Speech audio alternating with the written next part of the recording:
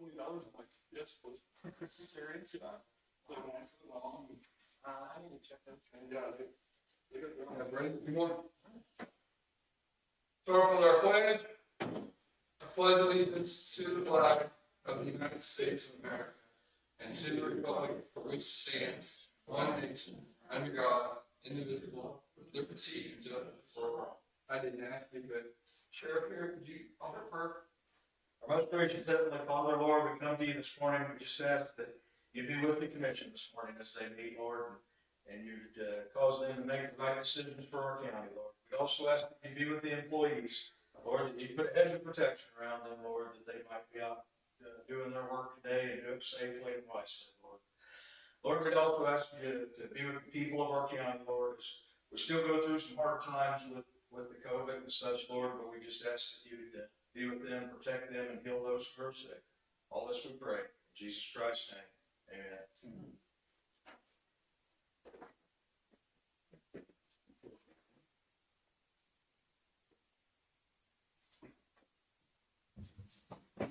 Well, good morning to everyone. I reviewed the minutes and make a motion that we approve them. Second.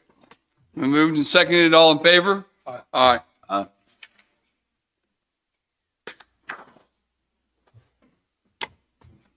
Make a motion, we pay the bills in the amount of $199,591.72. Second. Moved and seconded. All in favor? Aye. Aye.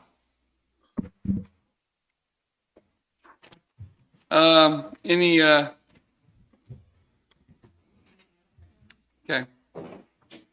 You got anything right now, Gary? Bill? Bill Mylock for City Construction, just update on schedule. Good news, bad news. Good news was we were prepared to do the first slab on grade pour this week, about 400 yards. Bad news is the weather's not looking good. We're getting some cold snaps. We were scheduled to pour Wednesday. We are now looking at Saturday or Monday, if the weather's permitting, and probably going to be Saturday. We'll see. But again, we were scheduled to do the pour. We're getting ready to start the mason. Right after that, we need to get some strength on the concrete. The original plan was to start him on Monday. That may have to be delayed, waiting on the strength of the slab to come up. But we feel it's important to get a really good weather day on this first slab on grade pour. It is all your exposed concrete. A couple things that can affect that badly is high winds and very low humidity. With the high winds, it'll pull the surface moisture out and we'll get a lot of checking, and we're trying to avoid that because it is exposed and we want you guys to have a nice floor. So we feel it's worth a day or two delay to get that perfect day for that slab. Now, if it was foundation walls or things like that, we wouldn't be as critical, but we feel this is critical. But we'll continue on with foundation work. We do have other areas to work. That'll get, that first pour will get all the high roof area slab poured. It'll basically be a third of that building with the exception of the kitchen. And which is a huge chunk, which really drives the schedule. But like I said, we'll continue on with the foundations, the under slab work. Once we turn that corner, it won't be very long, and we get the load bearing masonry up. We'll have structural steel here, and you'll start seeing building go up pretty quick. But I know it's been a long, slow winter, and weather hasn't been cooperative, and it just doesn't seem to want to give up. But we're trucking away at it. So. Any questions? I don't know. Thanks, Bill. Appreciate it. Guys. Have a good week. Kevin?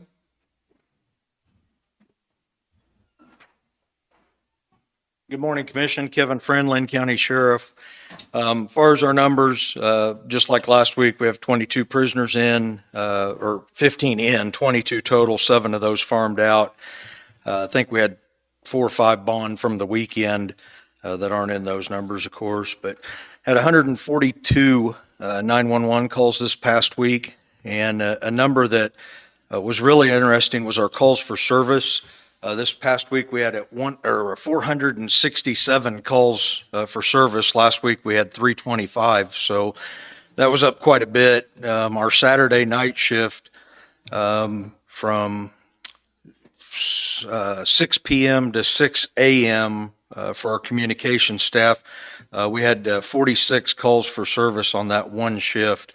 39 of those were before midnight, so that's got to be kind of a record. I don't know that we've suffered that many calls for service in one shift since I've been here in the last year and a half, but pretty big days. So 467 calls for service total there. And we had quite a few civil service papers served and stuff like that. But we had a really busy last week. Last week we had a regional law enforcement meeting here in Linn County. We held it at Prescott at the community center.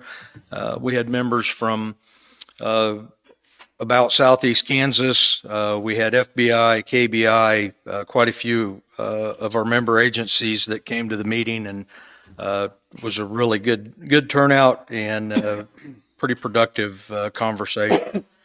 Then, as you guys know, Friday we had the house move from Nickel Road down into Bourbon County, and that all went off really well. We did have an incident, a vehicle crash out at 600 and Zachary that caused some damage to one of our county bridges. And Jackie, I've talked to Jackie about it, and I know that he's working on some solutions there, but there's a spray rig that hit the bridge and broke side off.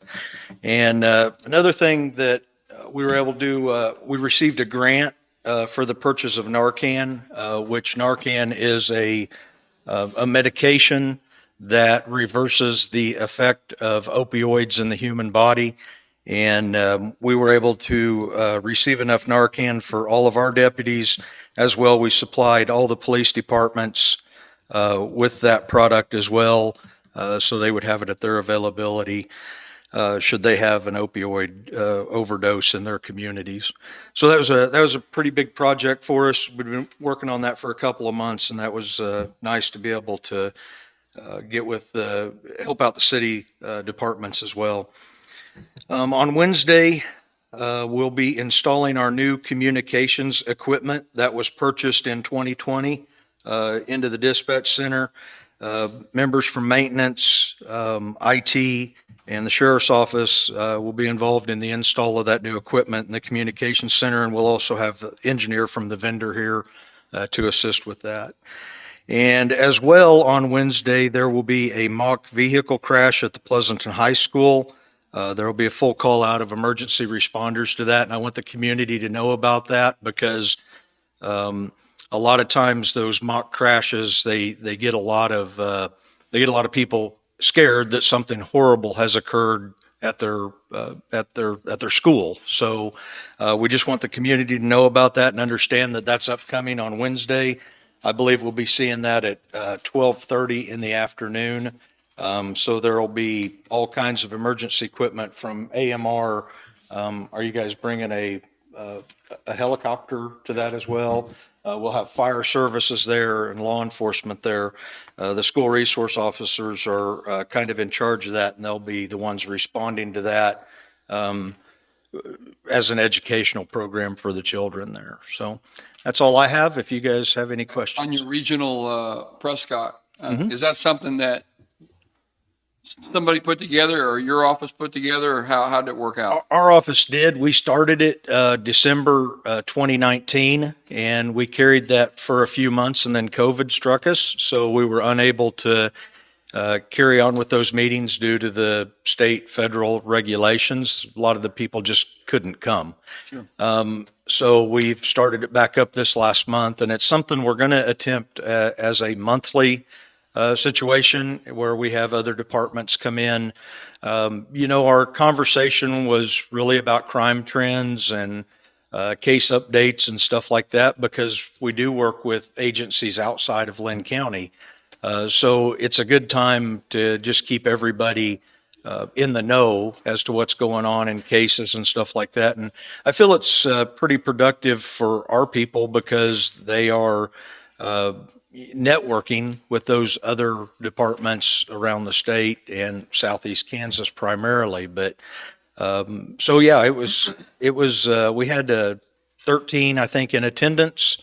Our last meeting that we had in 2020, which would have been, I believe it was March, was our last meeting. I think we had 25, 27 in that, in attendance at that one. So I think we'll get those built back up and be able to network with our partners around us and make it a good thing for So our I county. two more questions. Sure. Narcan, what type of training your officers receive for that? So they go through their regular first aid, CPR, AED, and stop the bleed class. And in that, we've added it's about a 1 hour training in the Narcan. Clayton Parscale does it. He's certified in the training of that.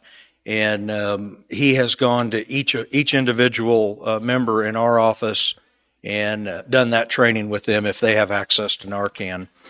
We also have a policy that surrounds the use of Narcan and the administration of it, and what to do before, during, and after that. So that's pretty well done. I actually sent that to Gary this past week because we made an alteration or a modification to our policy, and those modifications were for to allow our deputy to restrain a patient before they administer Narcan, and to modify the policy as to health care sought after the issuance of the Narcan. So were you able to go through that, Gary? Very well. So that was done, and the new policy's been sent out to all of our people who would ever be able to touch the Narcan for use, whether it be in the jail facility. The big fear with the opioids today is that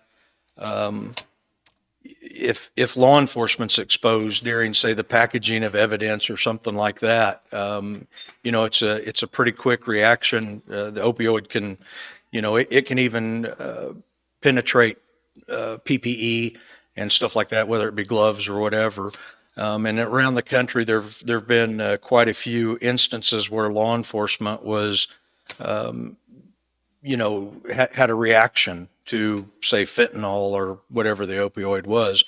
But that's our big scares, is that one of our own people during maybe evidence collection or processing would be exposed. So we received the grant for that, and the product came out of a pharmacy, I believe, in Lawrence, Kansas, that they were able to help us with it and provide all the product to us. So 911, will that be affected when you're changing your radio systems over? there will be no effect. We have 2 stations currently in the dispatch center, and we're going to take down Station 2 first.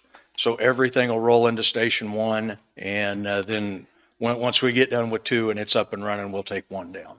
Anybody? I went over on Friday and went back there and talked to your dispatch, and I tried talking to them. They were so busy that they couldn't even look at me. So I left them a treat, and I left. But I just wanted to, thank them again for what they were doing. I know that was last week was appreciation for them, and I don't think I got to tell them thanks, but I said I was trying to make a joke, and they were just looking at their screens. Friday was a pretty crazy day, and Saturday was even a little bit more wild. So I think we're seeing our call load rise. I think we're getting that spike. I think there's a lot of people who want to get out and do things. We're already seeing the population of our lake areas rise, and I think we're going to probably feel a really busy summer in Linn County. I think everywhere. Yeah, I think so. So when you say service, total calls for service, what is that? Is that fire, everything? Yep, that's fire, municipal police, ambulance, every call that comes into our dispatch center, that is a call for service. So if you look at the difference in the call load numbers, so 467 calls for service are what they actually dispatched out for things for other departments, agencies, or offices to be doing. So it could be a call for AMR where they're paging out ambulances, a call for fire, a call to municipal police. And if you go to the next line, the dispatch activities, those are calls in and out and dispatches. So a telephone call coming in, a telephone call going out, or each time they dispatch an incident, there were 3,711 of those in the past week.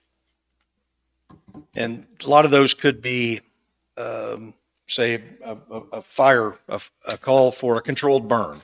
Right. So those controlled burn calls, when we're getting those on a heavy day, we might have 70, I think, is a good average number for a good controlled burn day. We might see as many as 80.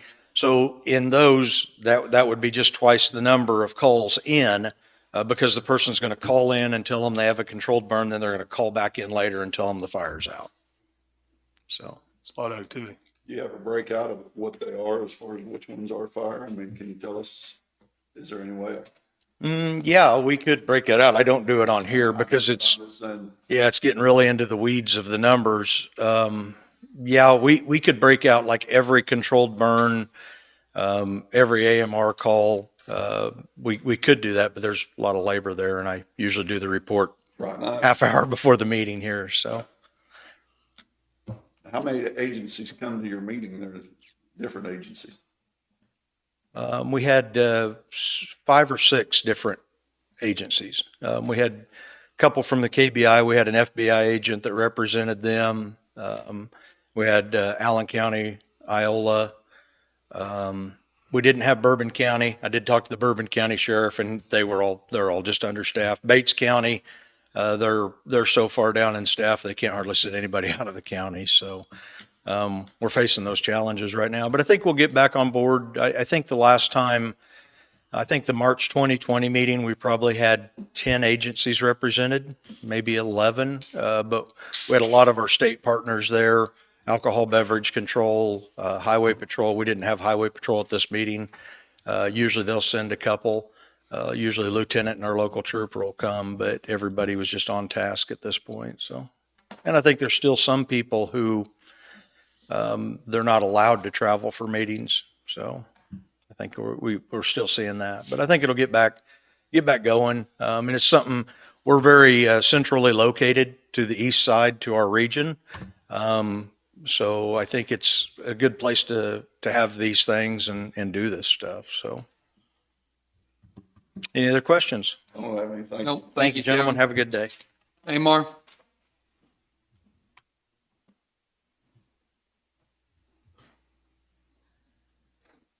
Good morning, Galen Anderson with American Medical Response. So far for this month, we're at 31 ambulance transports, and for the last 7 days, we've done 10. Sheriff already covered the drill on Wednesday, and ambulance will be there. Probably one of the ambulance crews and a supervisor, and then one of our sister helicopters will be flying in for that, weather permitting. I think that's all I have for that. I also have our monthly ambulance report for the month of March that I'll hand out and review.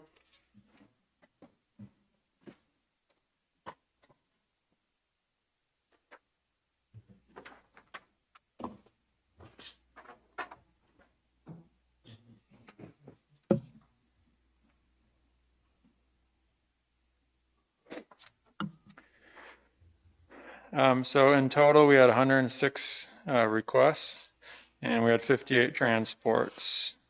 And I'll just go over the transports. 1 out of Blue Mound, 2 that landed in the Fulton address, 19 out of Lacine, 3 out of Linn Valley, 17 out of Mound City, 1 out of Parker, 9 out of Pleasanton, and 6 out of Prescott. As far as our average response times by district, out of District 1, we had an average response time of 12 minutes, 3 seconds. District 2 was 10 minutes, 40 seconds. District 3 was 15 minutes, 11 seconds. And for the 106 total responses, for the whole county, our average response time in March was 12 minutes and 20 seconds. And the next point, you can see we're staffed to 99.93% of our scheduled ambulance hours for the month. And then in March, we only had 1 patient that we flew out by helicopter, and that was a patient suffering a heart attack that was flown out to OPR, I believe. So we had a whole bunch more of helicopter activations, but by the crew's discretion, only the one that actually should be flown out. So, any questions on any of that reporting? Jim, you got any? Nope, thank you. All right, have a good week. Have a good week. Doug? Good morning, Commissioner. Good morning. Doug Bartlett, Fire and Emergency Management. Start out with emergency management. I left a little document up there on your table. Shows the weather forecast. We're showing less than an inch of snow for our area. I did notice it looks like we're going to be down around 28 degrees tomorrow into Wednesday. So some things I'm sure will freeze in the things that we have already growing and working vegetation wise. On Wednesday, when they do the changeover for the dispatch center, they will be testing storm sirens around the county because this new system will allow us to deploy sirens for cities where the cities are working off of our frequencies and have given us the coding. So if the weather's good on Wednesday, most likely sometime Wednesday afternoon we'll test. If not, we'll try to test on Thursday. Weather permitting, obviously we don't want to do it if it's stormy out. But as long as we have good weather, we'll get those tests done and make sure the system is working. And that would give us the ability in a community, typically speaking, to deploy them from a fire truck when our spotters are out. The city itself, who owns the siren, could deploy the siren at any time they deem appropriate. And dispatch would then also be able to do it if dispatch got information straight from the weather service or from one of our spotters, they could trip it as well. So it gives us different ways to get that accomplished.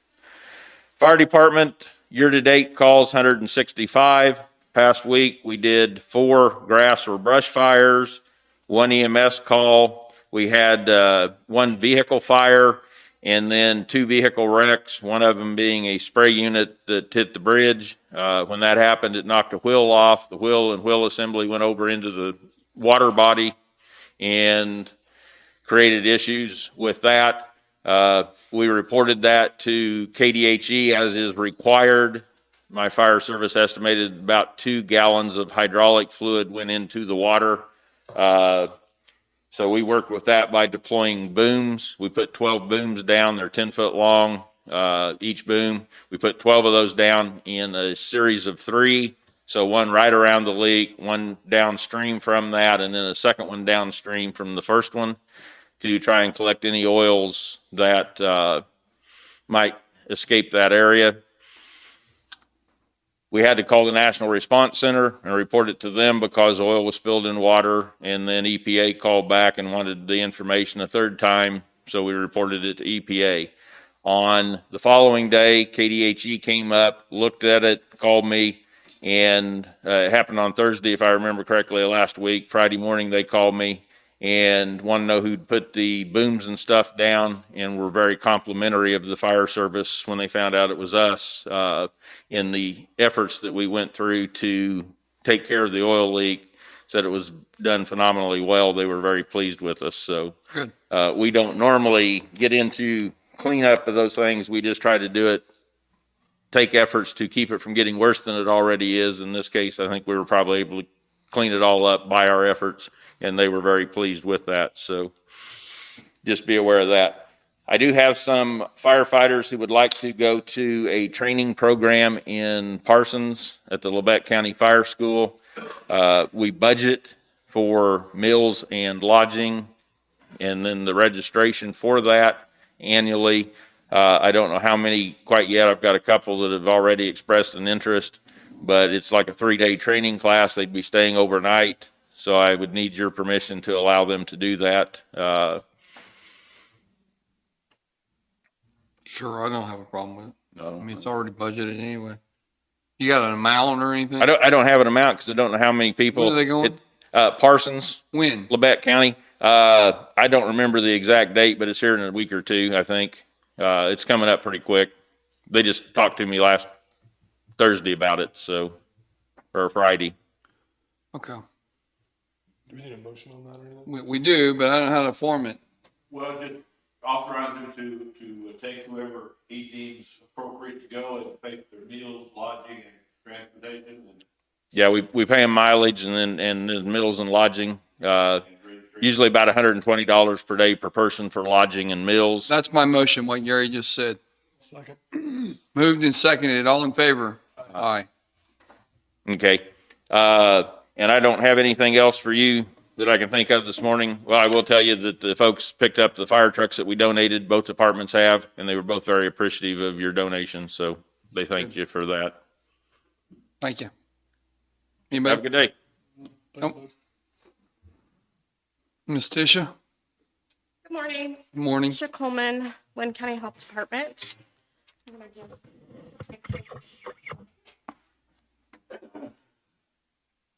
I'll give you the COVID update. Case-wise, we are at 816 total, 21 active, 1 hospitalized, 12 deaths, and the clusters, that is at 0 now. We have tested 71 so far.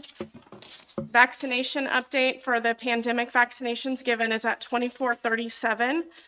2,330 of those were Moderna, 107 are Johnson & Johnson. 1,235 of those are prime doses and 1,095 of those are boost. We have given 107 of the Johnson & Johnson. To date, we have wasted 10 Moderna over the course of vaccinating and 2 Johnson & Johnson. We administered 128 doses of COVID vaccine last week at the clinic. Future vaccination clinics are at the health department on April 22nd, 29th, May 7th, and May 13th, and those will be boost and prime doses. KDHE has amended its travel quarantine list on April 8th, and it added some states and countries. The most recent states it's added is Connecticut and Pennsylvania, and countries. I have the whole list if you want me to read them off. No. Johnson & Johnson vaccination was paused on April 13th, and we haven't given any since then. If anybody who has had the Johnson & Johnson, the recommendation from the CDC is that if they've received the J&J vaccine, anyone who develops a severe headache, abdominal pain, leg pain, shortness of breath within 3 weeks after vaccination, they should contact their health care provider, and then a VAERS report would need to be done. I passed out to you, it's the Linn County, oh yes. We've had these, and some of these are kind of new, but some of them are, we updated these and got these distributed throughout the county. So you should see these like in your convenience stores, libraries, cities. The Linn County Health Department kind of services that we provide and different things, that's the white paper. I say white, it might be multiple colors. Then we have the trifold, the Becoming a Mom, how we're trying to get people to do those prenatal classes. The flyer about the prenatal classes, and then the Linn County COVID vaccine locations in Linn County. What I did is I had reached out to each one of the entities that are administering vaccines, asked them to give me their information if they wanted to be put on our little flyer of things where people could get COVID vaccines throughout in the county. And I wanted you guys to have those as well. Also, just kind of FYI, Danny Nation came over last week and cleaned our floors and did our bathrooms and things, and it was actually the day before our clinic of 128 people coming through, and the facility looked really nice. So just very grateful for him to do that. May 4th is our Jayhawk Sports Physical and Immunization Clinic. That is at Jayhawk. Pleasanton and Prairie View have not gotten back with us on dates that they would like to do so, but they have been given the opportunity. And BAM classes start on June 2nd. And for next week, what I'm working on is all the numbers, that I created that list of numbers for the last year. I'm going to get you those numbers updated. I'm also working on COVID vaccine numbers by zip code. And then we also have a WIC review from KDHE on May 4th, and that'll be a lot of where they come in and like audit all of our stuff and attend a visit and things like that. Okay. That's it. Let me Oh, ask- and I do need 10 minutes executive personnel, sorry. Have we ever offered, or is that something the health department would do, people with expired prescription drugs to come and drop off? I noticed they're doing that throughout Miami County and Johnson County. We have not. I believe Is that something we would do or not normally ever? So I believe that we haven't done that before. I know that there used to be in the city of Mound City, I think the cities do a drug take back day and they have a drop-off location or a drop-off container that you can take to. I don't know if all cities participate in that. I don't know if the sheriff's department has anything like that. We have a regional drop-off center at Mound City at the city hall there. They take care of Okay, that's just so for- that's good. So is that pretty much any time, or is it certain days, or do you know anything about it? it. Also, Okay, so I'd like for that to get out, if that could get out somehow, in case people have a lot of prescription drugs that are expired and they want to get rid of them. it's operated by the police department of Mound City. Just a reminder, in case you have anybody or anybody is listening, that there was an elderly lady that asked me some questions this weekend about the VA. And we still have a VA rep that comes, do you know? We'll check on that if you would. There used to be a VA rep that would come here once every month or once every other month to check on it. But if anybody that's elderly, over the age of whatever it is, whatever elderly is determined as, 65, or I'll just throw that out there, that if the VA's assisted them as far as they could, and social services in some cases have helped them, we still have aging, area on aging over in Ottawa, Kansas, and that company does provide some assistance besides meals. They've built ramps before, but certain things have to be done prior to that. So just remind people that don't give up on everything. If it all seems like nothing, just call the area on aging over in Ottawa, and they may be able to assist you, and I think they will. Correct, and we've worked with them a lot. They're actually on our resource list for people who are either disabled or over the age of 65 that we refer to, because there is a Linn County representative that comes and will do like an evaluation and, see what services are available to them. Because like you said, they may not qualify for VA, or they may not qualify for home health or something like that. There's that gap. That there are some services that are provided. So the VA still does come here. It's just not coming here right now because of COVID. And there's a phone number. It's 620-342-3347. And Jamie Potter is her name. And if you was a former veteran, or you have a spouse that's a veteran and you're trying to figure out if you can get some assistance through whatever program they may have, or health-wise as well, that's the number you want to call. And she can help you out. So, you got anything else? Nope. Do you have any? You got anything? I don't have anything. Okay. Thank you. Thank That was too easy.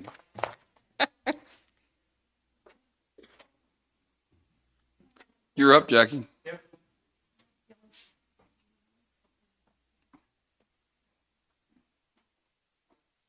Jackie Messer, Public Works Administrator. Before Trish leaves, I had a thought, and it's maybe the dumbest idea in the world, but I thought I'd throw it out. And I talked to Tish a little bit out there about it last week. I don't know where we are on the senior center at Pleasanton. I've been in contact with her. She actually called me last week. I got to call her back on it. I think that they're going to work with us kind of where we want them to be. Okay, because another thought that had come up from, was possibility, since we built such a large storage We had room talked on about that that. health department. Yeah, we had talked about that. Okay, all right. Yeah. So, yeah, we're considering it. Okay. All right, I'll leave that alone then. We did an airport, or the state did an airport inspection last week. We saw them out there. We haven't heard a report. Again, a reminder, the dust control cutoff date is May 7th for payment.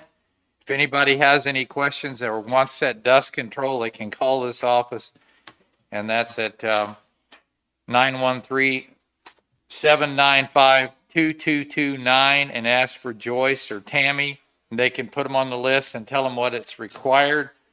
But When will it be put down? I don't know if we've got a date yet. We get a date probably within a month or so of the last date, because we get a date when their schedule clears up a little bit.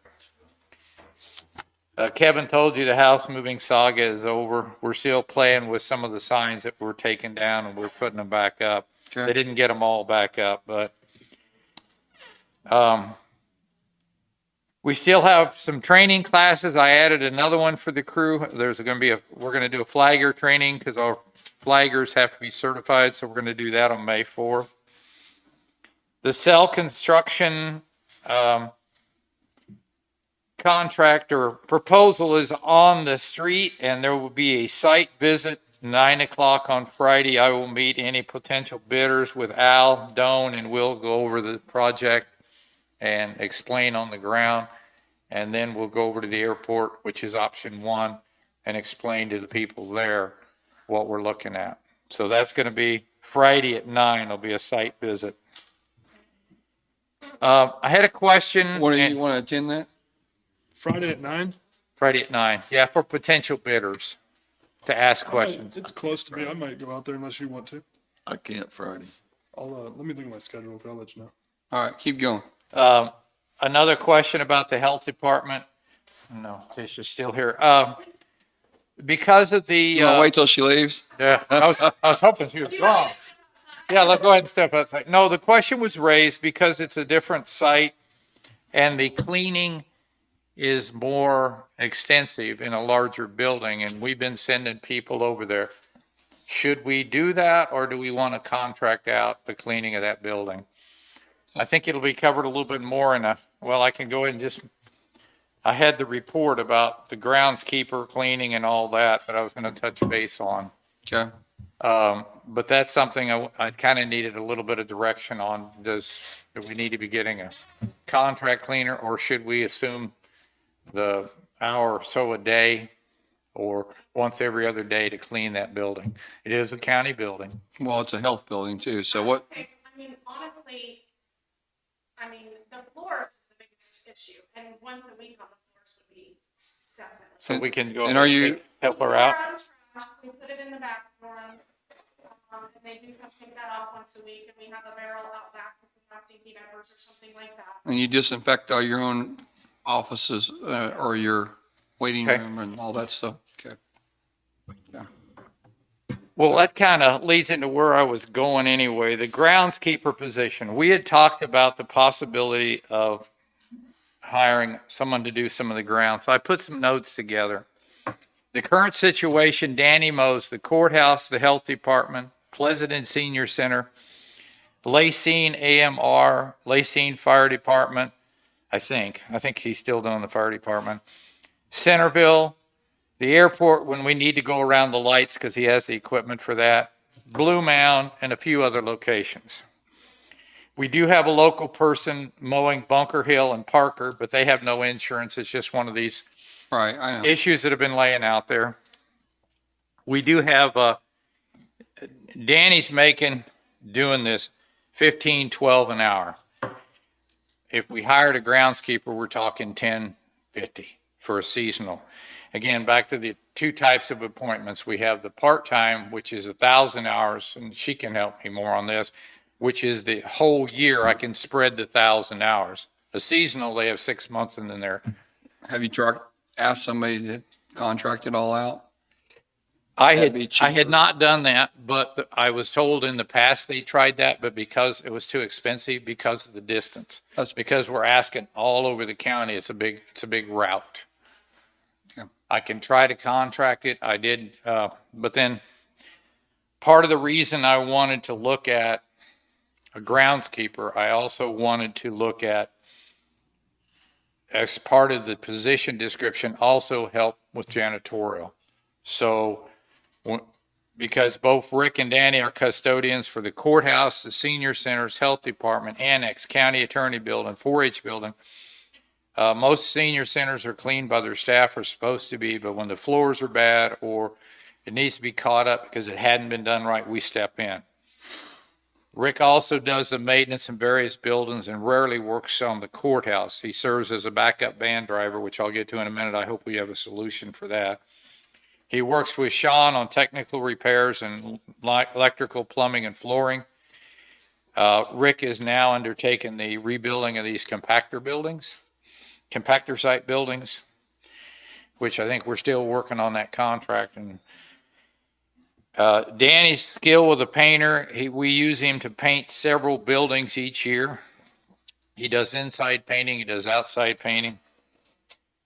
Leads to a heavy outside workload with numerous complaints from the courthouse staff about the custodian's duties not being completed because they're being pulled in different directions.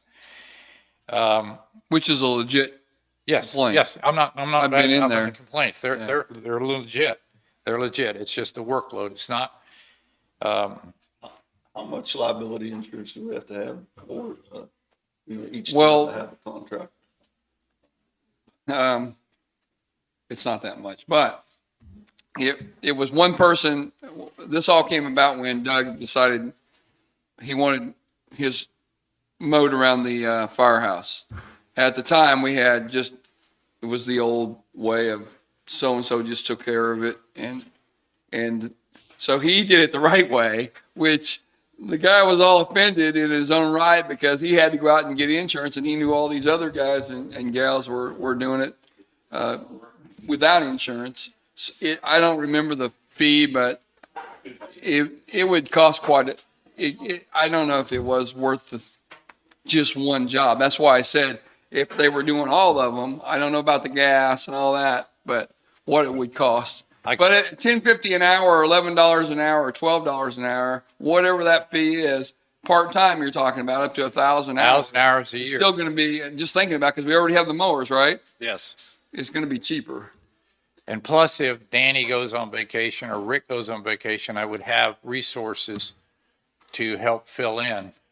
The judicial center, when it's done, we're going to have an increased cleaning workload. Well, I know then, yeah, we'll have to look at something like But that. what I would like to look at that is I know the court has a contract to clean the district court. Maybe we could just work and expand it. So there's options down the road for that.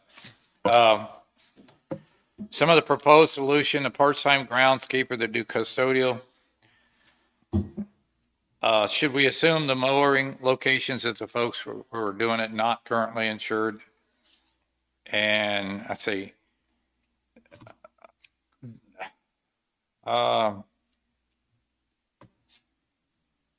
groundskeeper could be used more frequently when the grass is growing, and then when it tapers off, we can control the time, this 1,000 hours, and spread it out through the year. Would have to have a license. Is he just, that person, he or she, going to be just used for that and not be pulled away? That and custodial, that's it. Those two is all I look at. And even if the mowing got behind at the park, we needed somebody to mow up there, they could go and help out there. I mean, it's part-time. We hire part-time positions every year anyway. I don't have a problem with it because I know it's going to save us money. Because if we went out to contract it, it would probably average out to about $20 an hour with what they would charge with the insurance and I everything. definitely think that our maintenance and our janitor should be two different things, for sure. It's not. It's always been rolled into one. I think I probably made it more than it was because we just don't have anybody else to do it. I mean, if I got the buildings at the compactor sites to rebuild, who else do I send? And we had one for a long time, and then we moved up to that second position. And When I got here, there was 3. was there or 3? just Somebody third. retired. Yes, somebody retired. Were they both all full-time? I don't think Were all 3 of them Danny Purton? Are they close to, the two we have now, are they close to retirement? No, They're not close? I don't think so. I don't. you have to hold out a little longer for that job. Haven't talked about it, so I don't know. But I think if we did a groundskeeper part-time, I think we could start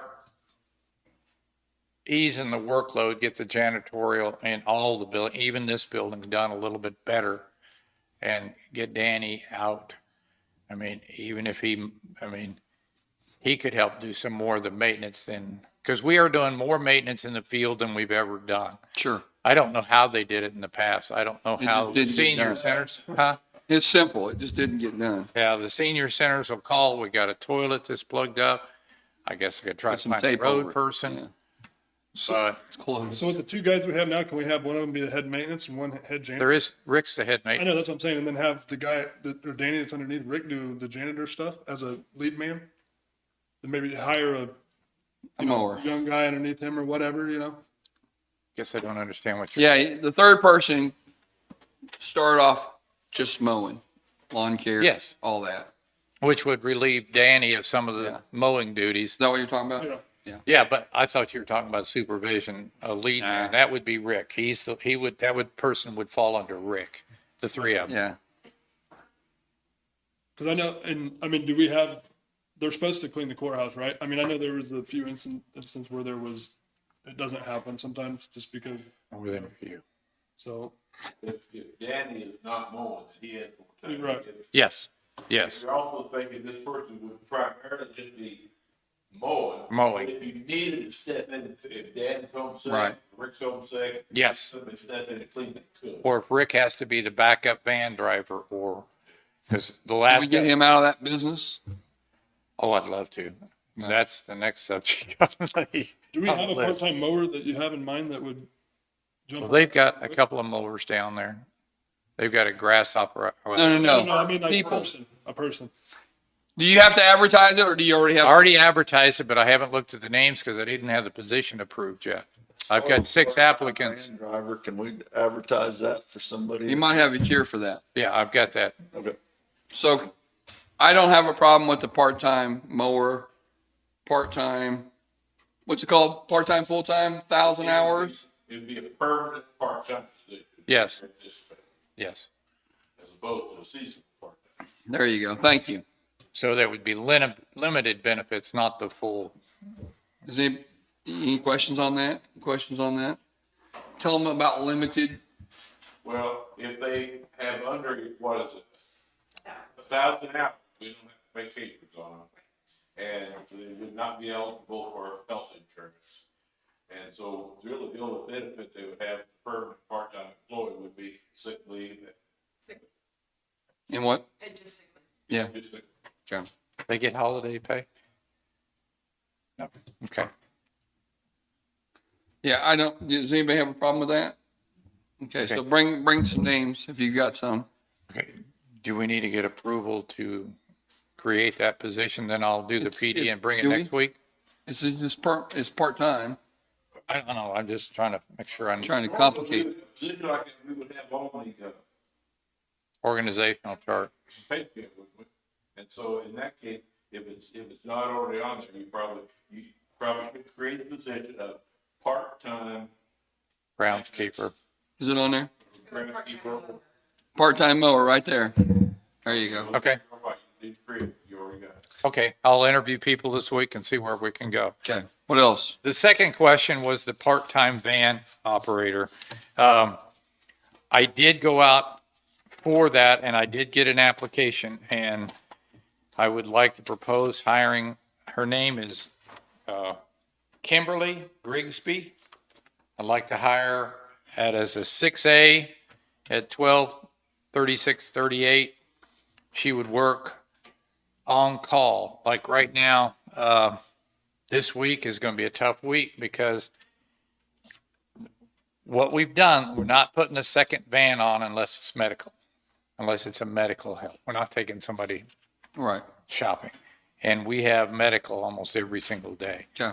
So we're going to run, and the backup drivers now are Rick's number 1 backup driver. Officially, I'm number 2. And then we've been using Sean and Bobby to help out because we don't have that backup driver. We either have to deny these rides or find a driver. And so Bobby and Sean and Rick have been carrying the load for the last couple of weeks. I guess I'm slated to do one next week because unless they're on the state approved list, they can't. How do they get on the state approved list? We have to do the process. submit it? They have to go to training. Okay. So I How would long will like it take to- this individual if we hire her to get the training done? Not long, because there's some training online. That's the application. It is a spout of art. This person hasn't had a CDL, I can't Not officially, we don't require it, but we require the CDL medical card. And How does they're she on get the that? Random drug testing. And she's also got nurse's aid and some other training. That's what I'm looking at though.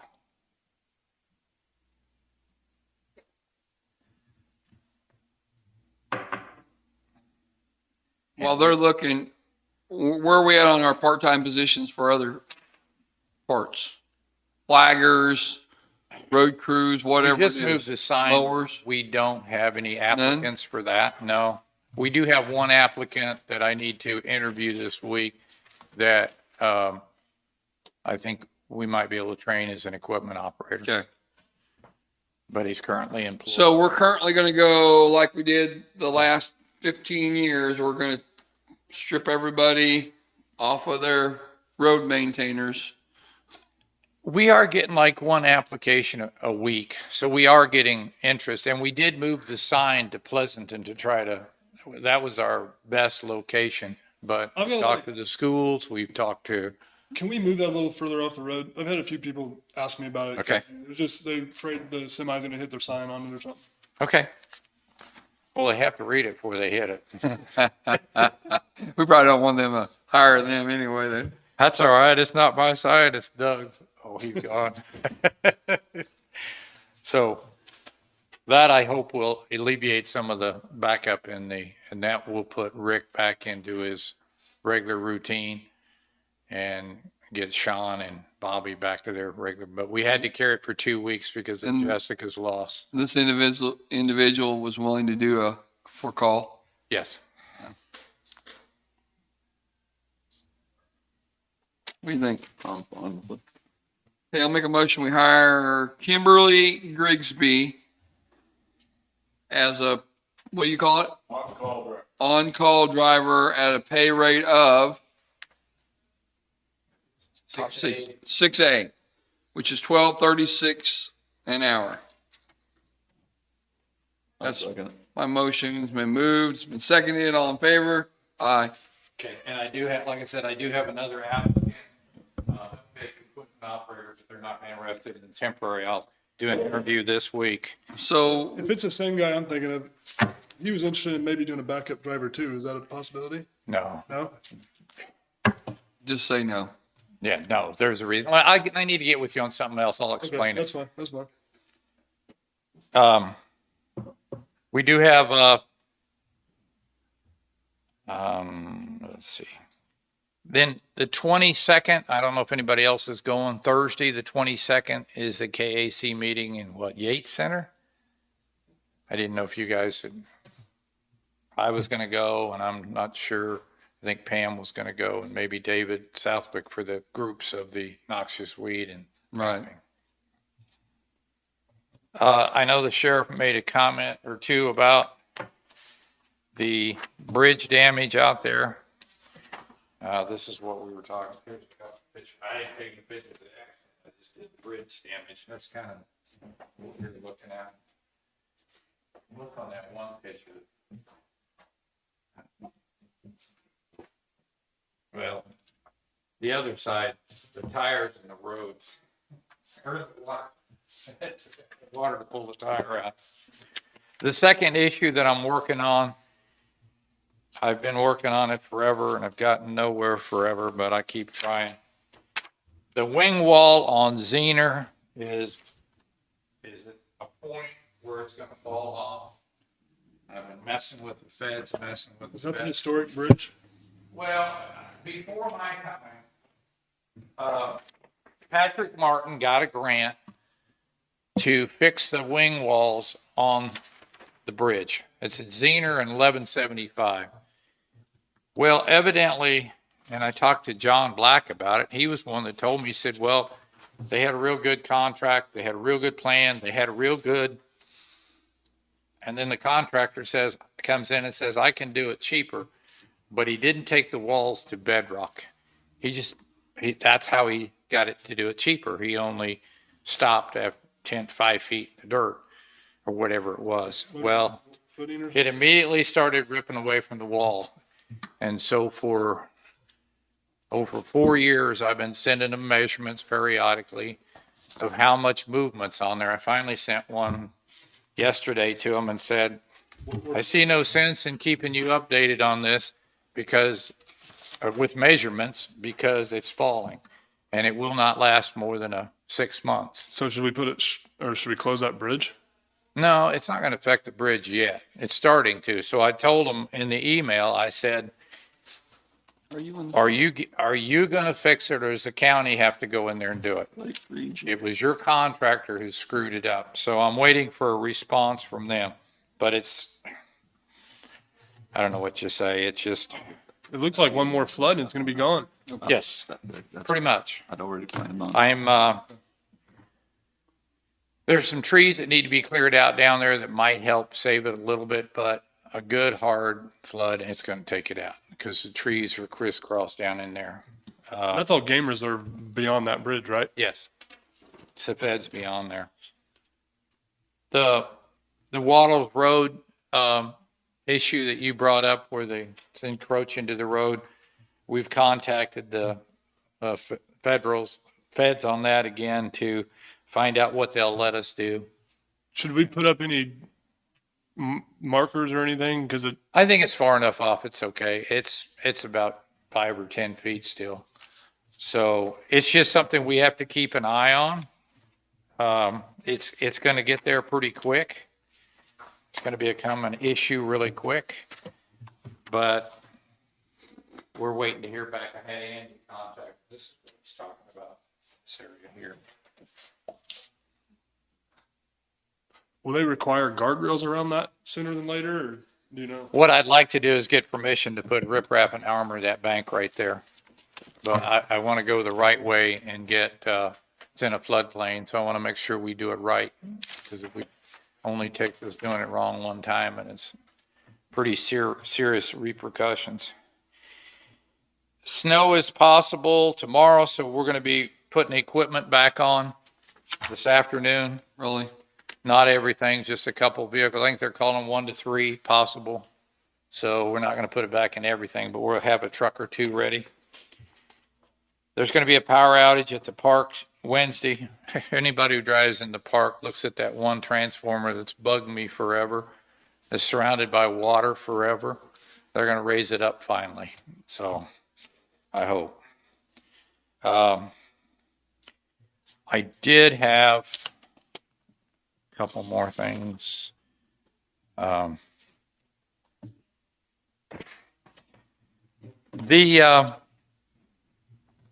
We talked a few months ago about these attachments on the front of the blades. They're called rock savers. And I wanted to purchase a few more of them. The way we left it was use them and see if the guys, they all want them. Everybody wants them because they're that handy. So Harry likes them now? Oh yeah. Last week was the first time. We have. We have 4. We have 2 in Lacine, 1 at Pleasanton, and 1 over here. But when we don't run the blades all the time, because during the summer when the roads are so hard, you're wasting your time. You're just throwing gravel from side to side. And these things are marginally effective then. After a rain and it dries a little bit, it's the best time to run these. Well, everybody wants one. So everybody needs it at the same time. Murphy has the best, or John Deere has the best one. The other ones are cheaper from Cat, but the reason the John Deere ones are better is because the teeth are interchangeable. On the Cat, they're welded in. On the John Deere, you can just replace them. They're 60, They're 6,125 apiece. I'd like to buy at least 3 of them and put 2 of them in the South District and probably 1 over there at Blue Mound. Because they already have 2 up above. So I'd like to buy 3 of them, which is $18,375. So How many do we have now? Don't we have 3? 4. Out of 10 blades, we have 4. And we have to swap them around. The South District really only has 1, which is a problem. We have 2 at Lacine, 1 over Pleasanton on Franklin's blade. Jim? I don't know. The ones I've seen, everybody likes them. I wonder if I can switch them around and keep them going for a little while, or, buy a couple now and maybe and then scatter it out. Well, the only problem with switching around is Everybody wants one. on the everybody same wants day. them at the same Same time every day. because the best time to work it. It's when the ground's somewhat soft. Yeah. Yes. Because I've already seen them try to use it in the hard. Yeah, it does. It's We like, just grade and dust it at some well, point in no, time. I mean, they don't even dig. There's Yeah. no way. Yeah. And that packs down. A little bit of moisture in the ground, enough that and then they work great. Well, Harry was actually raving about them last week, saying he saw it. He said, like you laid new gravel. How many are you wanting? 3. Can you take 2 for now? I'll take 2. I'll take 1. I'm whatever I can get for these guys. We've got it in our funds. Yes. For it. Yes. But we haven't spent hardly any capital outlay. We've got plenty in there. What's the total of 2? 12,250. That's my motion to buy 2 of those. What are they called? Eradicators. Eradicators from John Deere. Is that true? Yes. That's my motion. One of you brave people second it, or it'll die. I'll second it. Make a note, Jim Johnson seconded it. All in favor? Aye.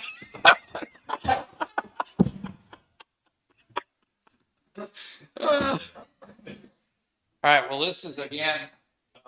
Let's get them out and use them. Probably district shop. One maybe over Blue Mountain. Well, actually, there's one over. I can give you a list. This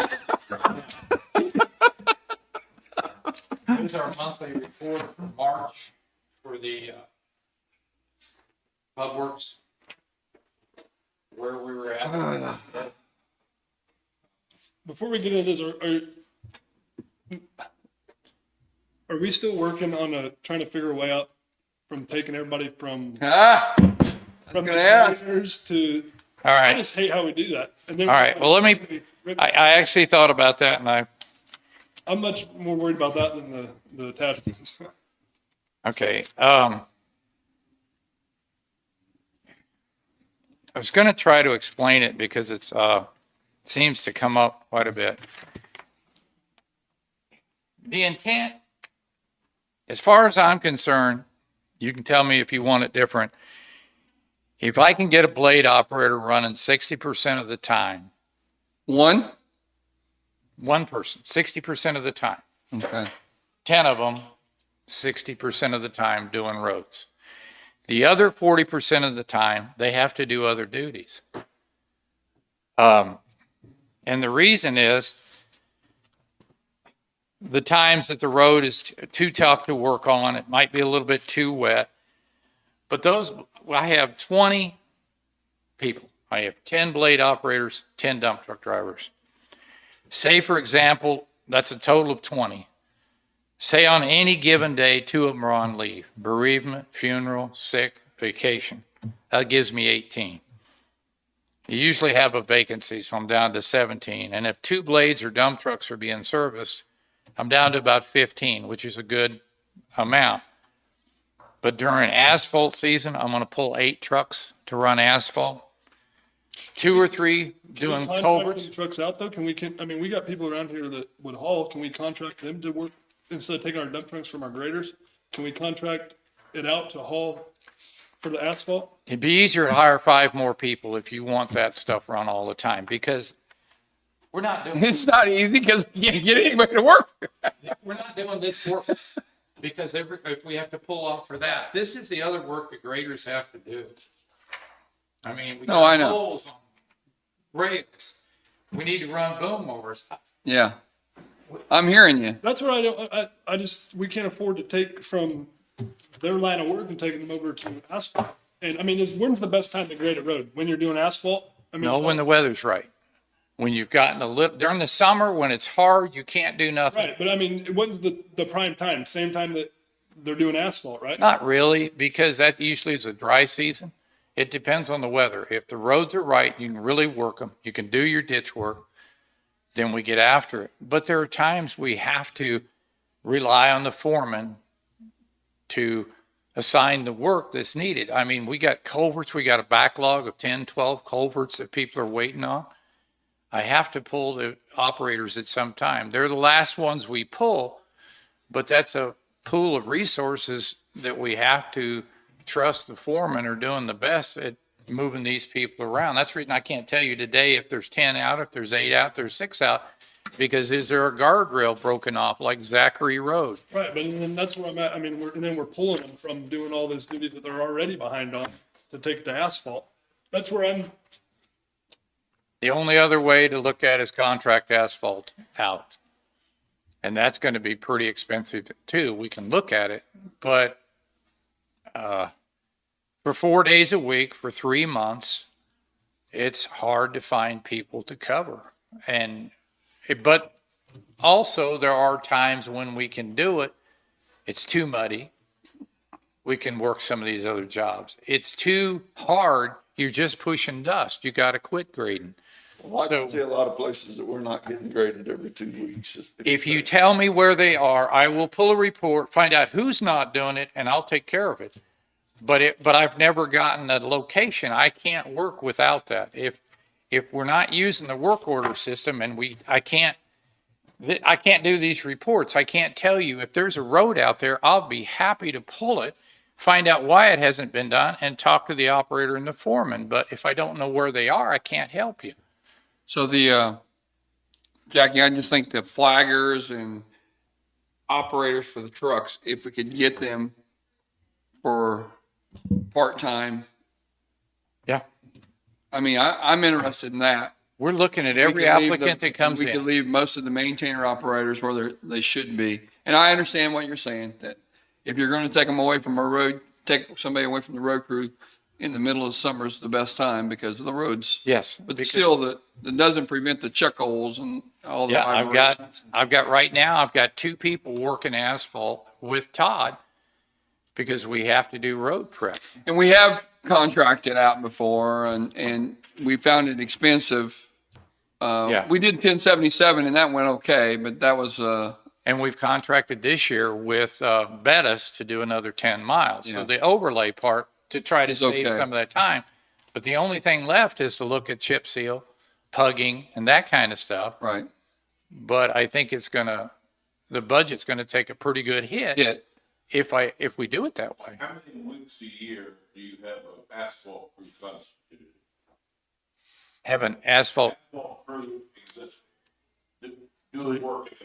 Because your operator here, starting about, when they came up, he said he was out of his maintainer for 5 months.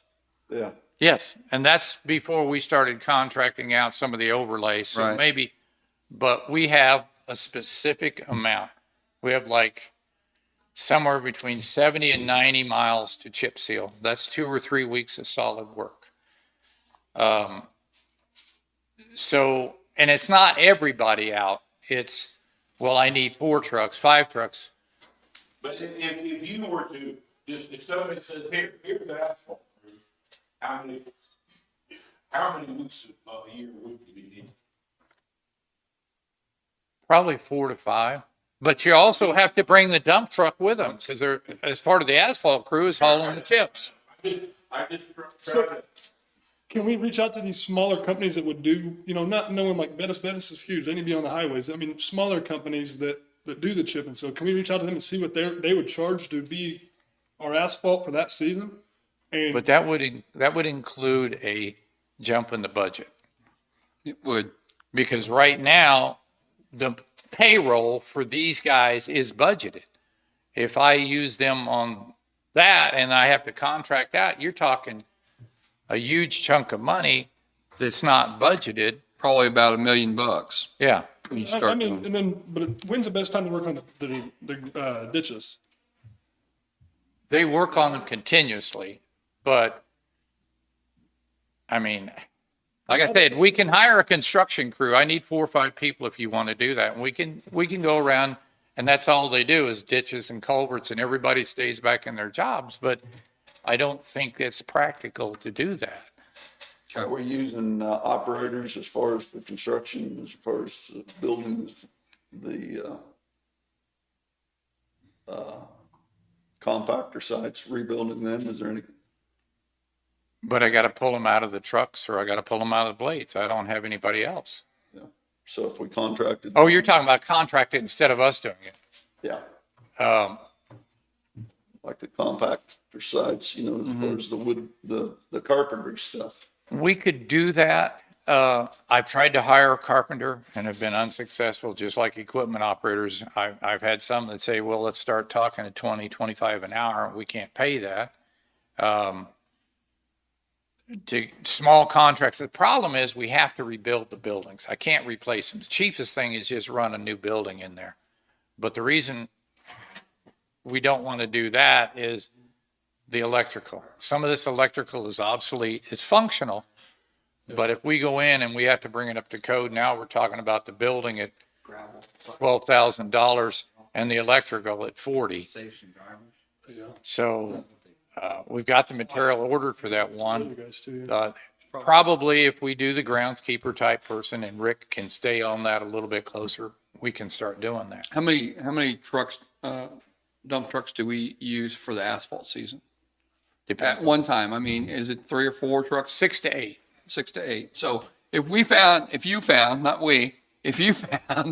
a company that would haul the gravel for you, would that work? Would that save you 5 operators or 6 operators to continue on with whatever? And is that a good thing or not? Well, again, goes back to what's the weather? Am I pulling these people off when they can't really work the roads anyway? What would which they the do heart if of they the weren't summer? working the roads and then there was no asphalt? What would they be doing? Well, we'd be doing ditches, maybe, and Okay. other culverts and such. My opinion is, I think the ditches are huge. I mean, maybe if we get the ditches fixed, our rock budget will go down because it's not going to be washing down the road. Some places on the road, the grass is that much higher than the road. So, Yeah, and we try to cut that off. Yeah. I mean, my business, I take care of the issue before I just throw, more stuff on this wall. I'll take care of the underlying problem before. And educate me though. I don't know. That's what I'm asking. If we take a hit on the budget to get the ditches and everything fixed so that we don't have to put as much gravel on the road 3 years from now. I'll look at it, see what I can come up with. Well, we're not beating you up. We're just trying to find a I don't have the solution. people to do I know. everything. That's your problem. You don't have enough people. And it's been that way for years and We years. have to play games with the people as far as do this week. Yeah. I mean, I've got, like I said, Harry's got 10 or 15 culverts right now. But if I keep on the blades and I keep the dump trucks running for the gravel, Right. We're just talking because we have to openly about, what solutions we could possibly come up with to help relieve that pressure to keep people on our roads. Because, we had a $400,000 gravel budget when you first came and nobody would even touch, yeah, the They didn't district use- guys wouldn't even, they wouldn't use it you all. wouldn't use gravel. And then we got them to use gravel finally because the roads were so horrible and they're still, they still need to be maintained. And we put lots and lots of gravel everywhere, which we This will found. be 3 years in a row, close to $1 million. I know. And the gravel that we found that wasn't probably its best quality at one time. Got that issue solved. Yeah. And so I know there's something pops up every time. We're just trying to find a solution that would help everyone out. So if you could just think Okay. about it and look into it without beating you up anymore on it. Well, I do have and another one, in the past, we would shut everything down and go dig the cell. Right. Yeah, I know. We By did. having that open house, some of these people showing up at that will probably be the ones that would haul gravel as well. So I can advance and talk to them about some of that too and just get ideas. Okay. Here's your breakdown. You want to go over that cost summary by task? Is that for this year? No, last month, Last month? March. I lost my copy.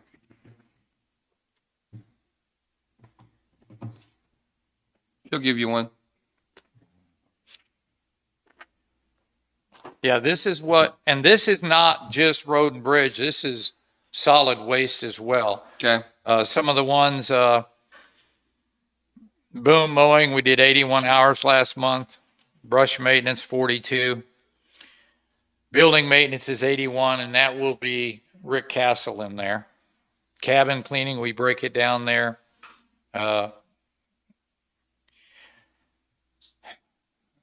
Culvert maintenance, we did 88 hours. Culvert replacement, 46 hours. Ditch maintenance, 169 hours. And this is, I mean, if you want more detail of who did what where, I Yeah. can pull that. I don't. I mean, if you do it one time. Equipment and maintenance, 324 hours. Haul rock, 568 hours. And that was 131,000 last month.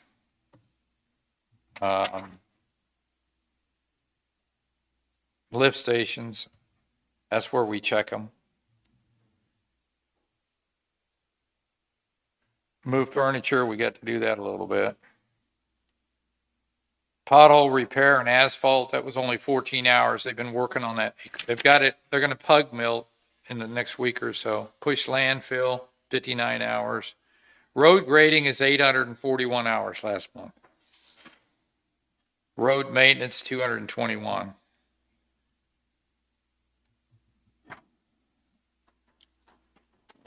Sign maintenance, 178 hours.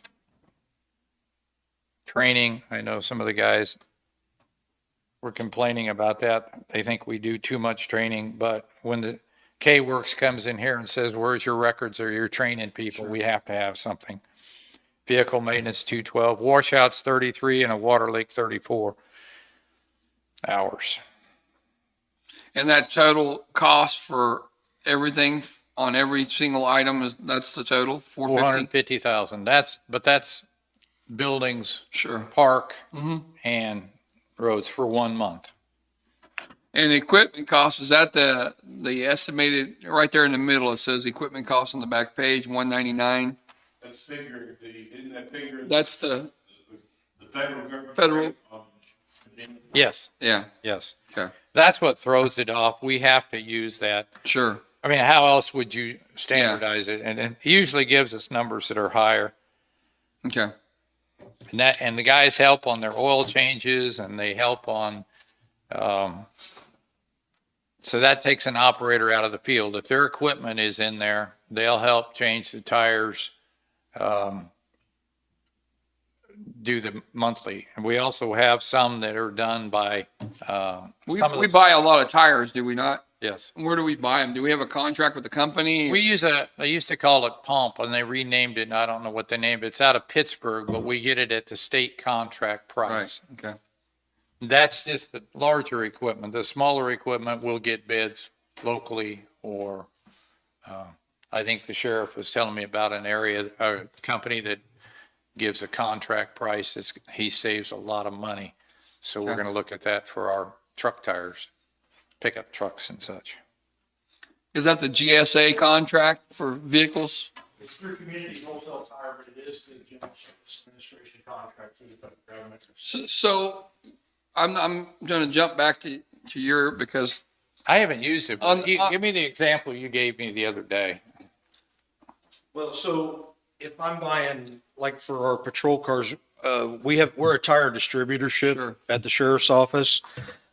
So if I'm buying for a patrol car, I might be looking at a tire that would generally say it was a Goodyear RSA tire, generally be about a $225 tire at retail.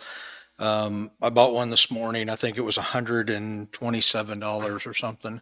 Yeah. So we're looking at pretty good savings there. And I've offered that for Jack to be able to utilize ours because we have our tires delivered to the vendor that we have them installed on, and they're usually next day service.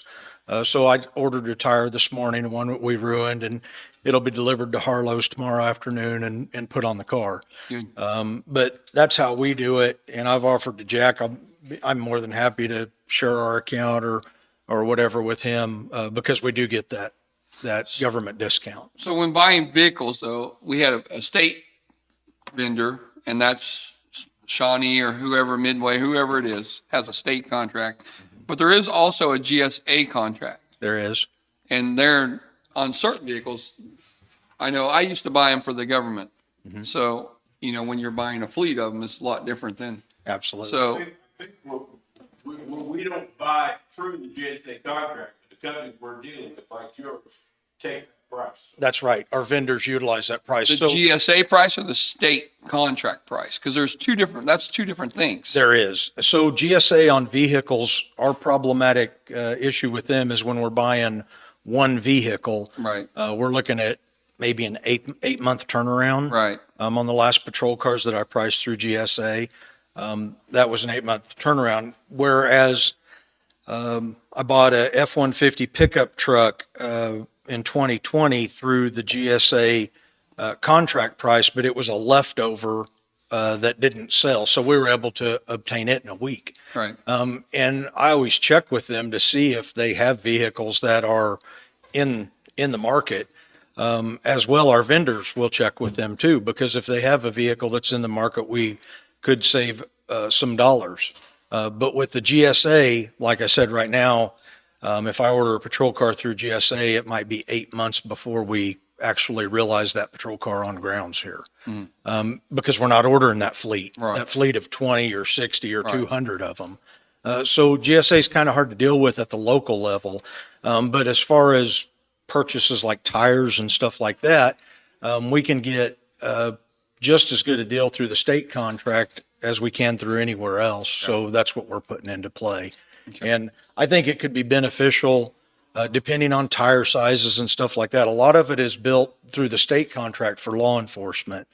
But still being a distributorship through the sheriff's office, I think we could still save some dollars on those tires for the trucks. And they come to us as, my account's a Linn County account Right. through them. So I think it could help PubWorks out too in a way that they would be buying tires at wholesale prices instead of retail prices.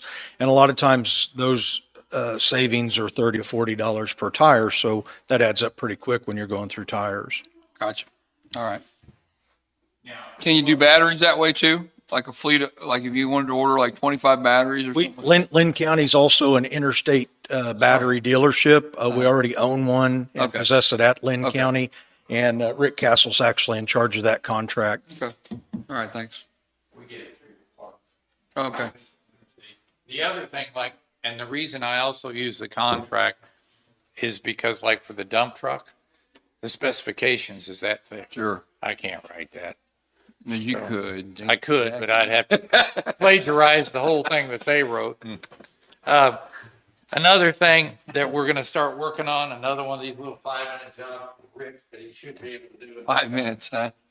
We're gonna have to rip out flooring, because you can look and see in the basement.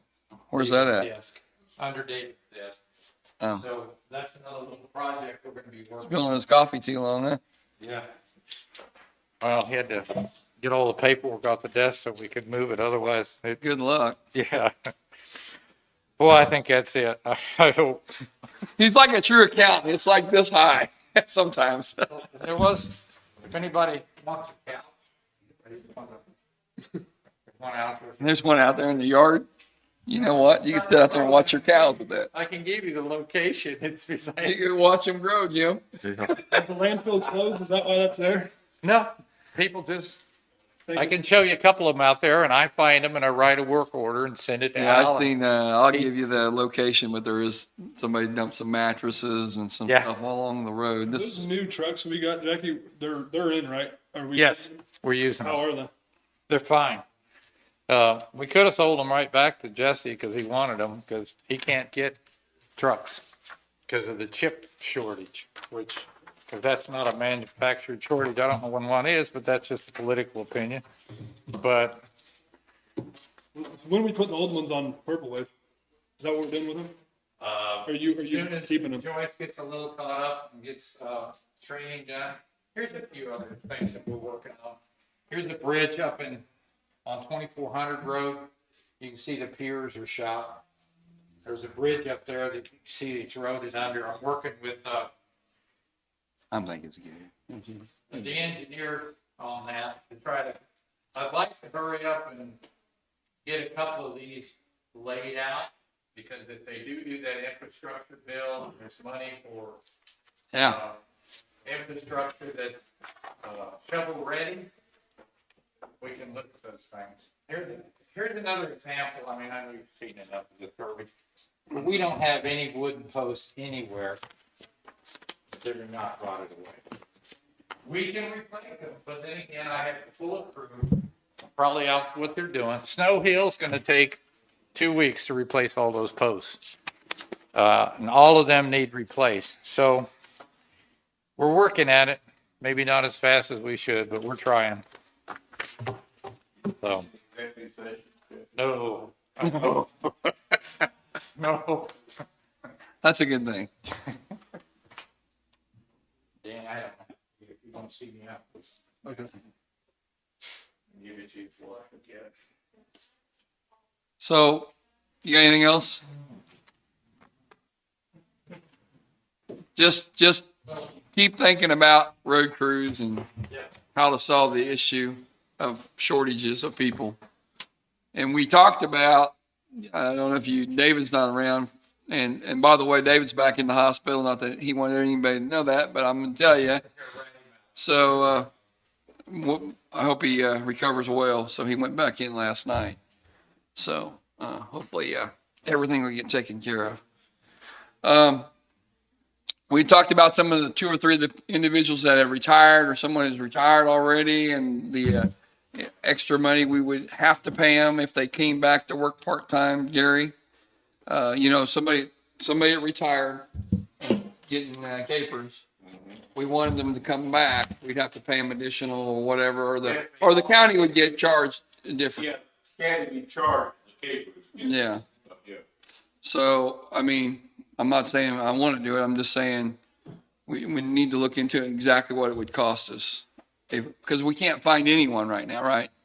You've advertised for truck operate. I just put it, Cindy did it. I just asked her to put an ad in the Miami Herald to try that, because maybe we can get some people to slide south of the border. Yeah, good luck. And we are getting about one candidate a week. I've got one right now I need to work on. But you still have the ad going in the Linn County News as well, right? Yes. You ever advertised in the Fort Tribune?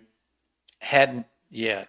We have for some things. Their county doesn't pay too well, so. Yeah. You might- Well, maybe I could. Do we sound desperate, Jackie? Maybe I could borrow that orange sign and park it across the street from Bourbon County. Right on the county road shop. Sorry. All right. So we need executive session with Tisha for 10 minutes for personnel. Do you need anything? I don't think so. I've got some things for out here, but nothing for executive. I need 10 personnel.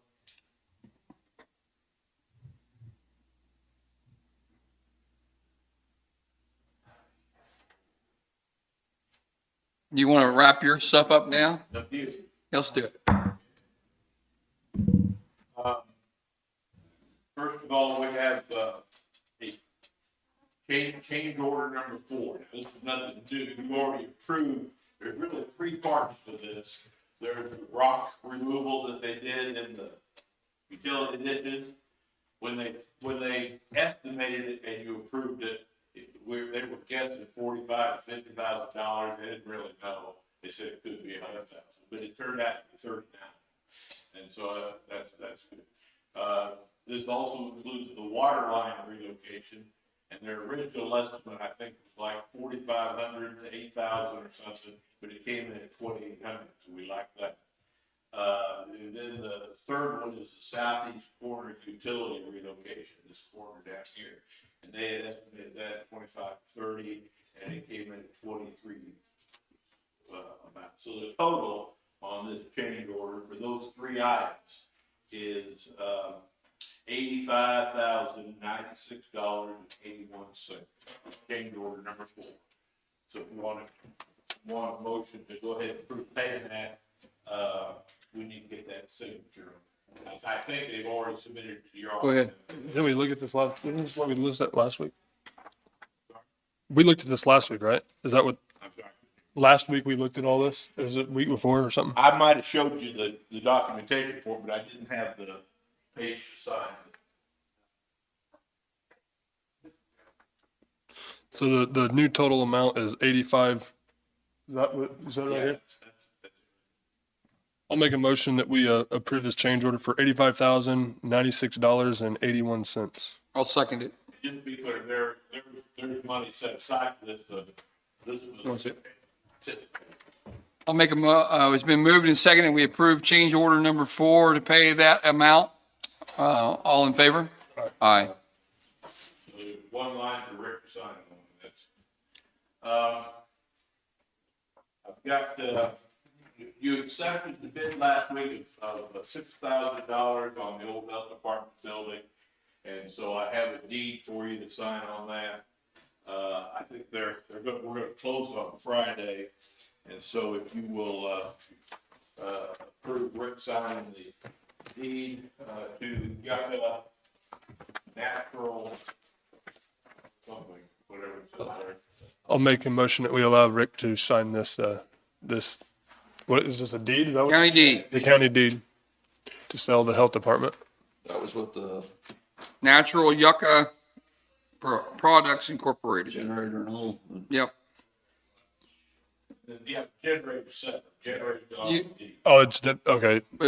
We approved the whole You thing. you approve the whole thing, and we'll just, 6,000 for. Plus the one. Plus 1,000 for the generator, right? Okay. so what we're doing now is just sign the deed for the building. I'll make Second. that motion. Been moved. It's been I'm moved motion- I'm- moved and seconded. All in favor? Aye. Just an update on your crew, I can't remember if I updated you after this with everybody last week or not, but, situation on that, as you know, we've been back and forth on what to do. There is reference to the records back to 1943 of the road having been vacated. We do not actually have a vacation order. We have a reference to the fact that it was vacated. We also have a constant pattern after that of the county continuing to maintain the road and to treat it as though it were still a county road. And apparently county commissioners representing the individual that it was a county road. So based on your consensus, I think, what I told her is that if the, federal government people will sign off on acknowledging that it has always been and will continue to be a county road, that you will also treat it that way. She being Mrs. Right. Blue, is that her name? Who was very agreeable with that, talked with the, gal in charge of the federal. Pam, right? Yeah, Pam, thank you. I can't remember the names. I talked with Pam, she thought she could provide us with a document that would agree to that. Okay. And so, it looks like that's gonna work the way we thought. Okay. So I just wanna make sure that you, are updated on that. Also, I have, you were given a copy a while back of my draft policies on the Centerville sewer system, and then Jackie went through and marked some stuff up. And so I have integrated Jackie's changes into this, and this is a revision. We don't need to go through it now. You can look it over, and whenever you want to go through it, you can. So fees including this? Pardon me? Proposed fees and everything? No fees are included. What this says is, we'll set the fees and publish a chart of fees. Okay. This is considered to be the skeleton, this is what we work, and then all of the details we could change without having to change the policy. Gotcha. So, I just want to get that to you, have you look at that over extra convenience and Jackie, it does include the changes that he suggested or asked about. And I think that's all I have. So I'll make a motion, we go into executive session for 20 minutes, 10 with personnel with Tisha, 10 minutes for personnel with Danny. That's my motion. That's a- Moved and seconded, all in favor? Aye.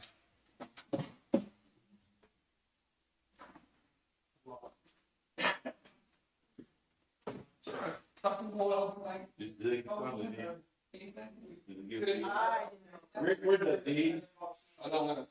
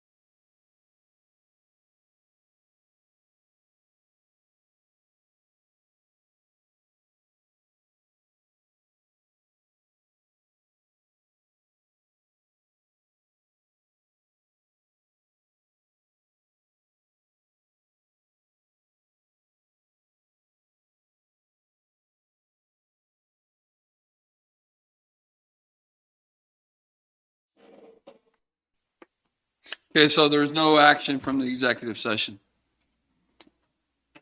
Did you have anything else? Danny, you got anything?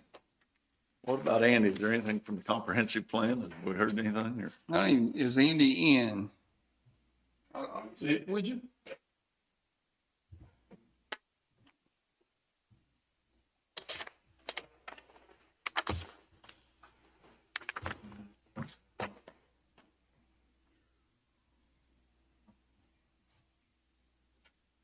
Is Andy here? Yeah. Yeah. I think Gary went in after him.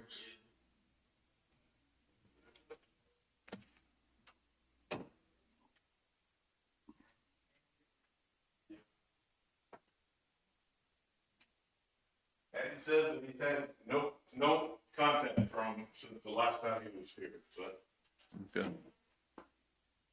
he wanted to come in again. Yeah, I just wondered. Nope.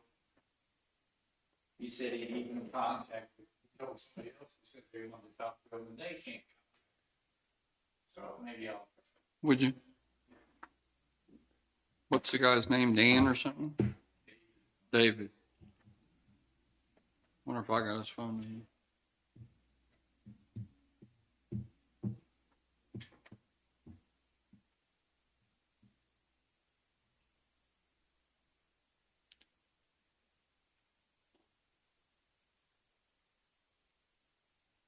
Jessica didn't come in today. Is what's going on in her world? She there? She just came in. Oh, good. Bring her in. Here's Andy, if you have any questions. Andy, what's going on? They're going through some staffing problems. Lost a lot of people, so. Is that Doug Moore still there or is he? Is it Doug? Yeah, that was a good name, Doug. Doug Moore. Any interaction with him? Say Lord Bagley, I think was his name. Tell me.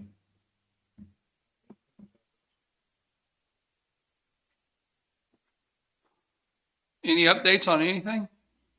I have an economic development meeting this week. We are going to be looking at the summer youth employment grants for this summer. And we'll be picking our 10 grant awardees. We're going to have a food truck out here for that meeting. Father Mucker's Barbecue that we awarded a CDBG grant to is going to pull up here. They'll be here all day. They'll be open to the public. Any county employees that want to come have lunch are more than welcome to come have lunch. And that's about all I've got. Wednesday. It's Wednesday. You'll get an email, Jim, with the agenda. Is your leadership stuff all done now with all the individuals who've taken the leadership course that you guys were doing it, right? Is it over with? They just had people in there last week. Kevin, didn't you have people in there? And did you find somebody for the, I had someone that fell through, so I'm going to ask them on Wednesday if they have any. those are continuous dates and I Yeah. don't know if your department's interested in, they're welcome to. So NACO Leadership Conference, course with, General Colin Powell. I wrote a book and got a course and NACO is offering those out free, one for the county. And there's a fee for anybody else that wants to tag on, but it's a free course. It's a good course, I believe. So it's available. Anything on the Lacine thing? Which Lacine thing? The Industrial park deal? industrial park? No. Water departments They, surrendered yep, surrendered rights? they did. Okay, They did. okay. Okay, that's it? Yeah, That's all I've nothing got exciting? today. I'll have more next week because we'll have the grants and some stuff like that. NASCAR's not gonna build here or anything like that? Not Okay. this week. All right, thank you. Okay, thank you. Was there, did you say, Jack, weren't you asking Jack if there's any meetings tonight? Is there? We don't know yet, do we? Well, there's no Republican one, but the The ladies, Democrat one? yeah. Okay. Okay. You got anything? Your opportunity. You guys ready to talk about some handbook stuff? Oh, God, I was just kidding. You- Everybody. No, come on, bring it on. All right. So I printed off, you guys all should have got a little packet. I printed off the handbook with just the notes and things. I think David it maybe already went over this with you guys, but I'm not 100% sure how far you guys dug into it. And then I have in there again, Did Gary look at all these changes? I sent them to him. Okay. I'm not sure how far he got on them, so On this note, I would like his input. you don't like it? I would like his input. Yeah. This note on the front, I think that I think it'd be kind of one-sided if we just made Pub Works do it. Yeah. I think that's a concern as well. You know, the people in the courthouse are innocent, you know? Yeah. For the random drug testing. I think Jackie had brought up, he really would like to do all his Pub Works employees because most of them are driving county vehicles at some point in time. So that was something he brought up. But the thought is maybe we should do it for all county employees. I mean, I think just like we had, for the appraisers, they would drive too, and. Yeah. The thing with that is that it's gonna cost money to do that. So to put them on the random,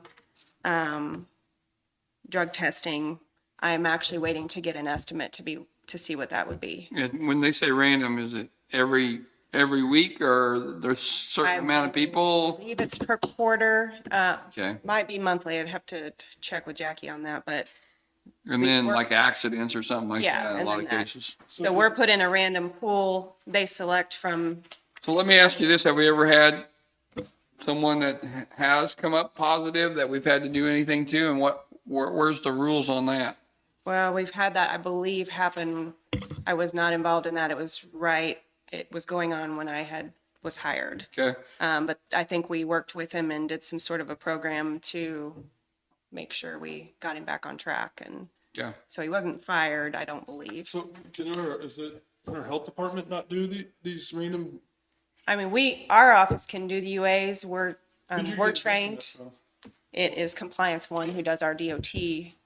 What do we And need them for that we can't do? you'd want to be careful, I think. We're talking about UAs. Yeah, you have, did I send you the stuff on limitations on, No,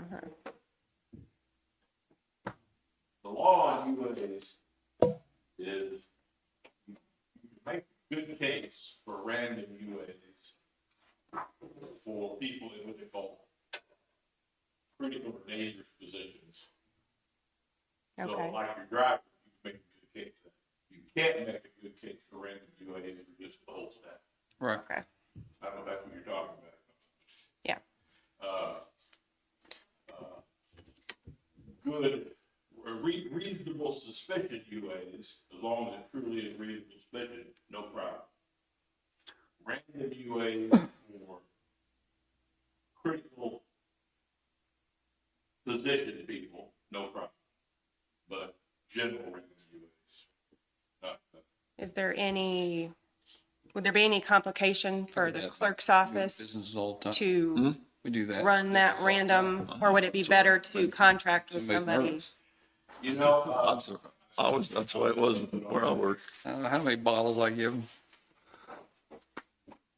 So we currently contract for our DOT and for our transportation drivers. But that needs to be done because of the federal motor carrier. What we don't do, That's, yeah. so Gary, let me read what this is a summary from a number of court cases. It says all reasonable measures must be taken to protect the employee's privacy rights. Employees should be informed in advance of times they will be tested. Tests must be performed by qualified personnel, and care must be taken to ensure the accuracy of the results. So There's nothing that tells me you couldn't do it if you're qualified. Okay. How often I do get you you have now. an issue with this happening? I mean, why would we not just leave it if there's an accident, you get tested? The only reason I threw that out is because of our tractor Well, it's- operators. We well, did have an issue that I would say this, because it's a government entity and it's public money, and I don't think the public wishes to have people that use drugs handling all the, Because of the risk that. that's right, yeah. did say. You wanted to say something? One thing he said, you said about the time, reasonable time, It said, what does that mean? We may be even less employees if this happens though. No, if it's raining, I don't tell anybody, don't let them, but what you were saying, they have to be warning about it? Yes. Doesn't it defeat the purpose? It does, in its own way. Usually, well, I know in many places that I've Waste of money. been around over the years, it's usually a 2-hour warning. yeah. There you go. Weeks for So, but you can't just walk in and say, be in this guy. right. So if it was a lottery that you're drawing from, I believe this is a huge advantage to my office if we do it as all county employees.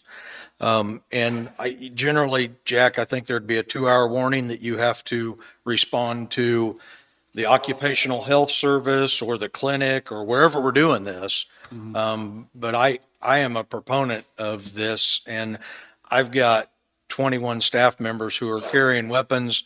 I have 10 staff members who are dealing with inmates, and I think this would be a great advantage to Linn County, and I don't know how we don't already have it in I think place. all of your employees would fall into the critical employee. I agree that they do. Yeah. Yeah. I think your employees would, I think anybody operating equipment or trucks would, but I'm not sure people sitting behind the desk over here. But why would they have a problem with, What if I drive a county vehicle? What about like appraisers? I'd say, you know, in my opinion, and that's all it is, you know, what opinions are about. In my opinion, anybody that's driving a county vehicle could be in this county. but well, you can make that case, and I understand that's a perfect one, but what about the person that's recording documents, I believe that, filing stuff on behalf of, the Cases county? say pretty clearly that including everybody is not acceptable. You have to have a But justification. we- for your inclusion. Now, if you say, if you go through that and you have a justification for this category, that's fine. As long as you have a justification for the category that person fits in. We can't just say all employees. That's Yeah. what I'm saying. Mr. Thompson, would you agree that all employees would fall under the reasonable suspicion category? Reasonable suspicion covers everything. That's what I said.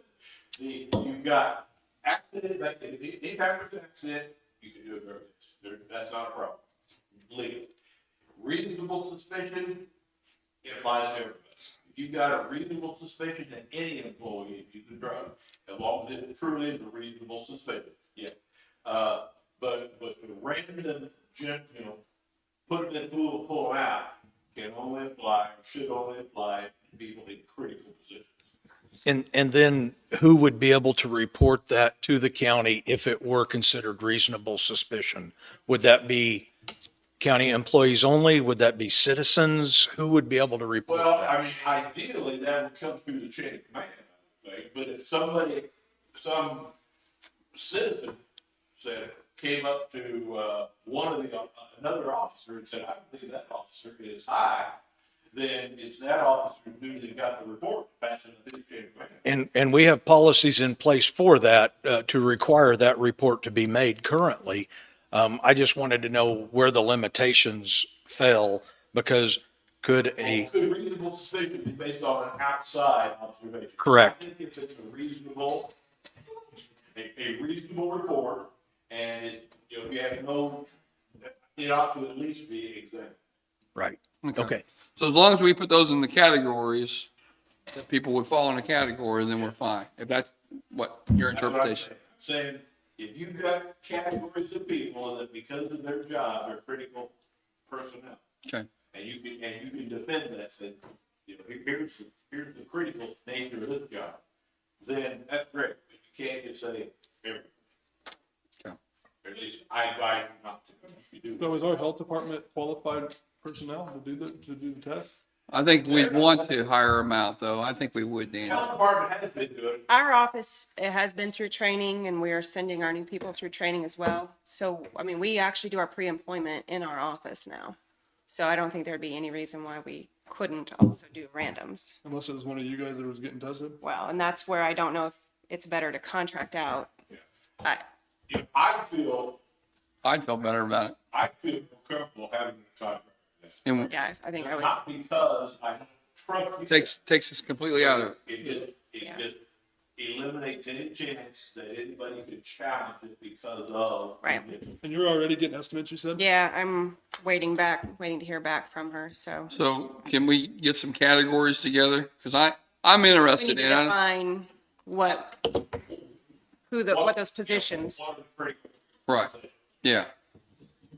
Okay. We can work on that. I'll communicate with the city council. And I think anybody that's handling government work, that's filing stuff, that has to leave our county building, would be eligible for it. Can you do whoever's, I mean, is everybody, all our employees eligible to drive a county car? I believe How so. does that work? Just a regular county vehicle doesn't require CDL, so anybody can drive. I mean, could we set up a pre-approval if you want to be on the list to drive the car, then maybe. Be good if you want to be. Otherwise. amongst the employees who are qualified to drive.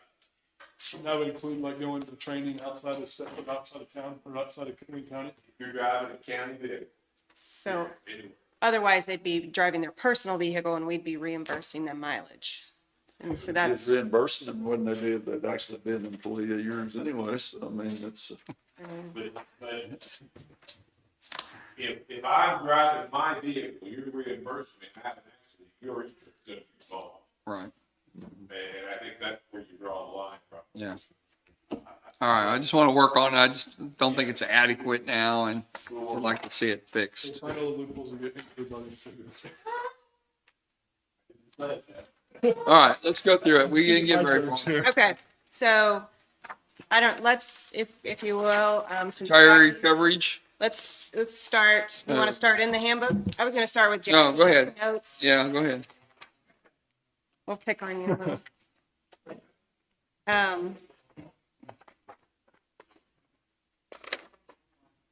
So the first one is the mention of cameras to be installed in workplaces at the manager's or director's discretion. We put down, but it's never been. Right, so it would, We don't have. The audio, maybe, we don't have to be. say that one more time. Do we want audio in it? Are you just wanting to see where the people are? I don't Should we do audio? I don't think you should. I don't know. I mean, I don't want to hear what people have to say about me.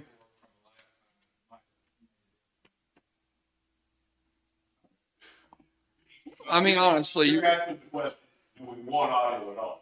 I mean, if we have audio, yeah, we need a policy to post it. But if you don't want audio, then that's. I'm just saying, would you want to work in your workstation every day and have audio? I think that. Yeah, Yeah, I know you do. Not all. It's not always good, probably. We do, so if we're gonna make it fair for everyone, let's make it fair for So everyone. does that, I mean, if we threw audio in there, would that be a determination that it could be thrown out in court or something? I mean, is it No, we need it. We probably should. put up If signs? you need it, we'll post it. I just think that's a terrible work environment for people. To have to sit there 4 or 5 and constantly strive on not saying I something hope they're that not sitting in could be there. taken the wrong way. Every day of the week that you're there. I think it's horrible. We have copies of any policies by other counties that do this. Your purpose, I understand, making sure everybody's, from what I understand that you said, to make sure for security at night or during the day too, because they leave those shops unlocked sometimes, is to make sure that everybody's dispersed where they're supposed to be dispersed. But having audio is not something I'm in favor. You might be, and that's okay, but I just think it's too uncomfortable. I kind of agree with you on being uncomfortable. I mean, I you know, mean, you can, and because that could be, Gary, am I right? It could, somebody come in and say, I want the public, what do you call it when they want a copy? It would be a public record, yeah. That's what I'm saying. Do you want everything you say in your office every day of the week, subject to public? So you'd be working in your office and you tell me you've never said something you probably could be taken the wrong way. I mean, I talk in third person, talk about myself sometimes. So. Well, I know you. I just think it's a horrible work environment for that. And I kind of agree with you. And I mean, with how hard it is to find employees anyway, it'd just be another factor to you know. Then again, if somebody claims harassment. I mean, we could look back and see.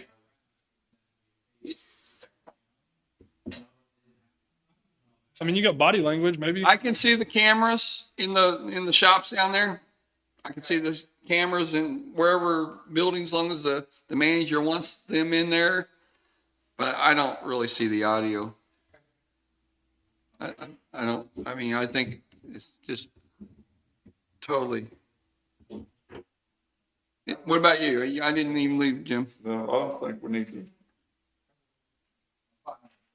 Okay. Okay, go ahead. All right, next one was grievances cannot be filed on incidents that occur 30 days in the Where we at? past. We're on- Next page. Okay. Yeah, sorry. Yeah, I'm just going in order here. I did a little research on this, and I think legally you have to give 90 days unless there are exceptional circumstances. Okay. So I don't know if we need something in our, I honestly don't know how many or how long it says right now in our handbook, if at all. Okay. Would it be beneficial to have a day though? I think so. There needs to be some drop dead date. You know, somebody comes back a year later or 2 years later that says this happened.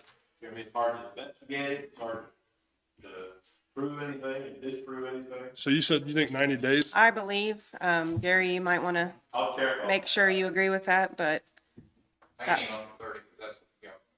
was it? Yeah, so the 90. I just don't think somebody should come up 2 years after the event. And like Gary said, you can't investigate it and make an accusation. Damage your reputation and everything else. So are you taking notes while we're doing this? Okay. So what did we come up with on this one? So we think 90 days? And then Gary will check on, okay. Only department heads can approve leave without pay. Right now, we have supervisors do it. Right. And so this would be a change. Department head and supervisor, I mean, what's the? Not necessarily the same thing, like Jackson's department. Yes. Is a road foreman or a supervisor. And so they could, right now, technically, I think the supervisor, the road foreman can approve leave without pay. Yep. Jack said it ought to come to. They approve all.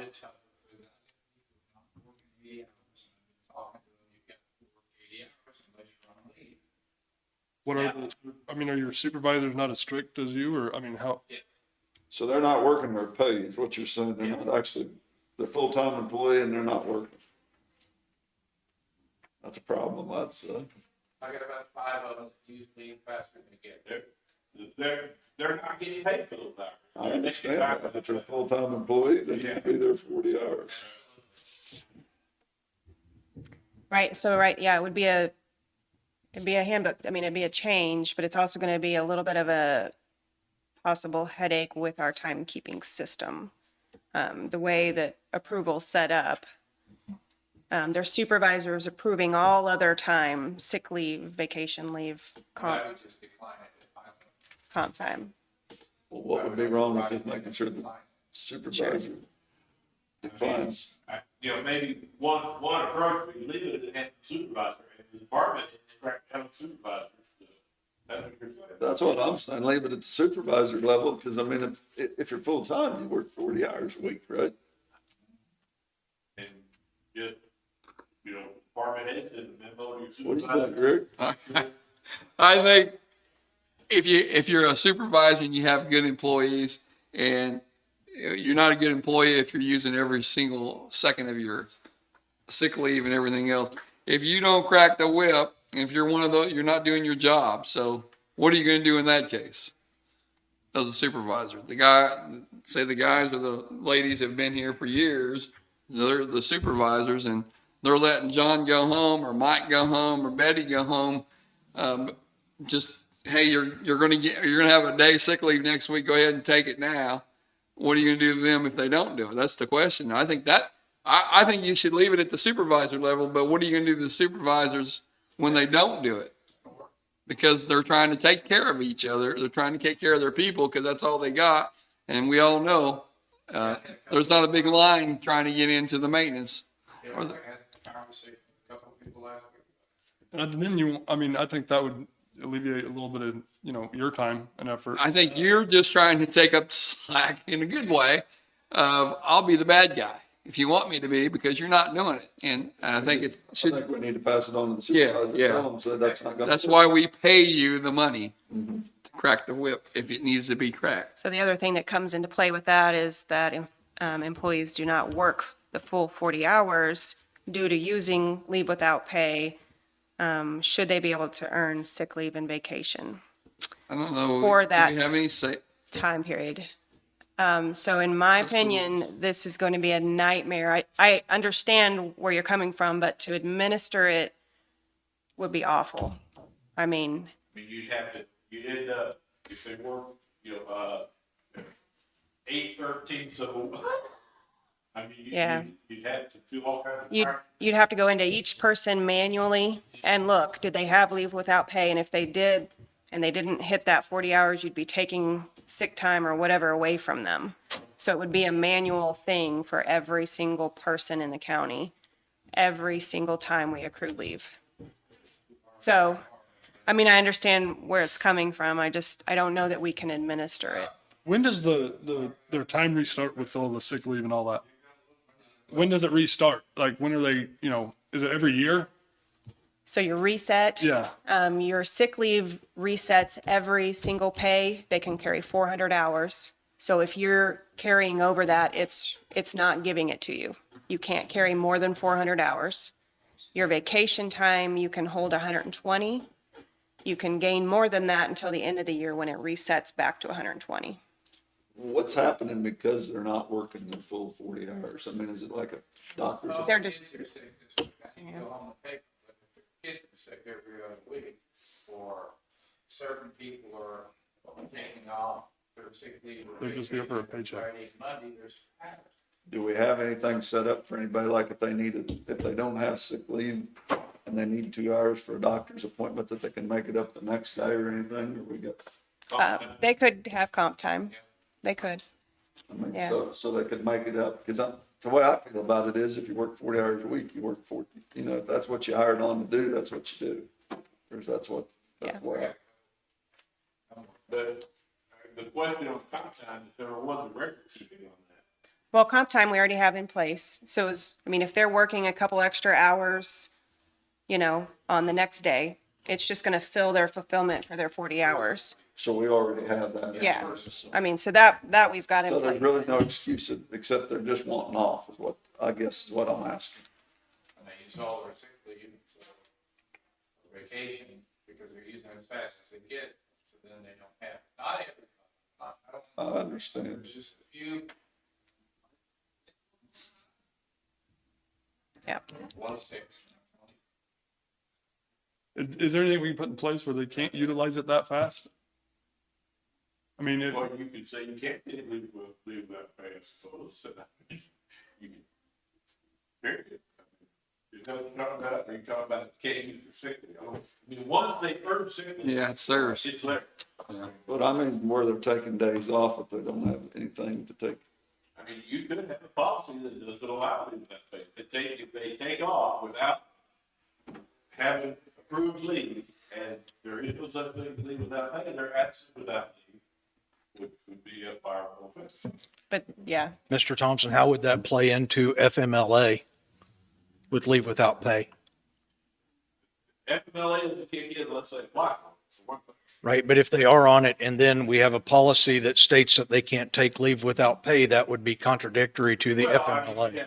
FMLA would have to be accepted. And I'm not advocating that policy. Somebody asked me to do what we can do. That's all we can do. I'm just here to speak on behalf of my employees who work under those standards, and that's my concern is how that would work. I mean, obviously, we can't put in a rule that will contradict Yeah. the requirements of federal law. Right. But, Would that be different if you send than somebody that's coming into Dan saying, I want 2 hours? Well, I don't know. That's why I asked the question. Just, So where this is going to come into play a lot, possibly, is your new employees. They don't have a lot of leave.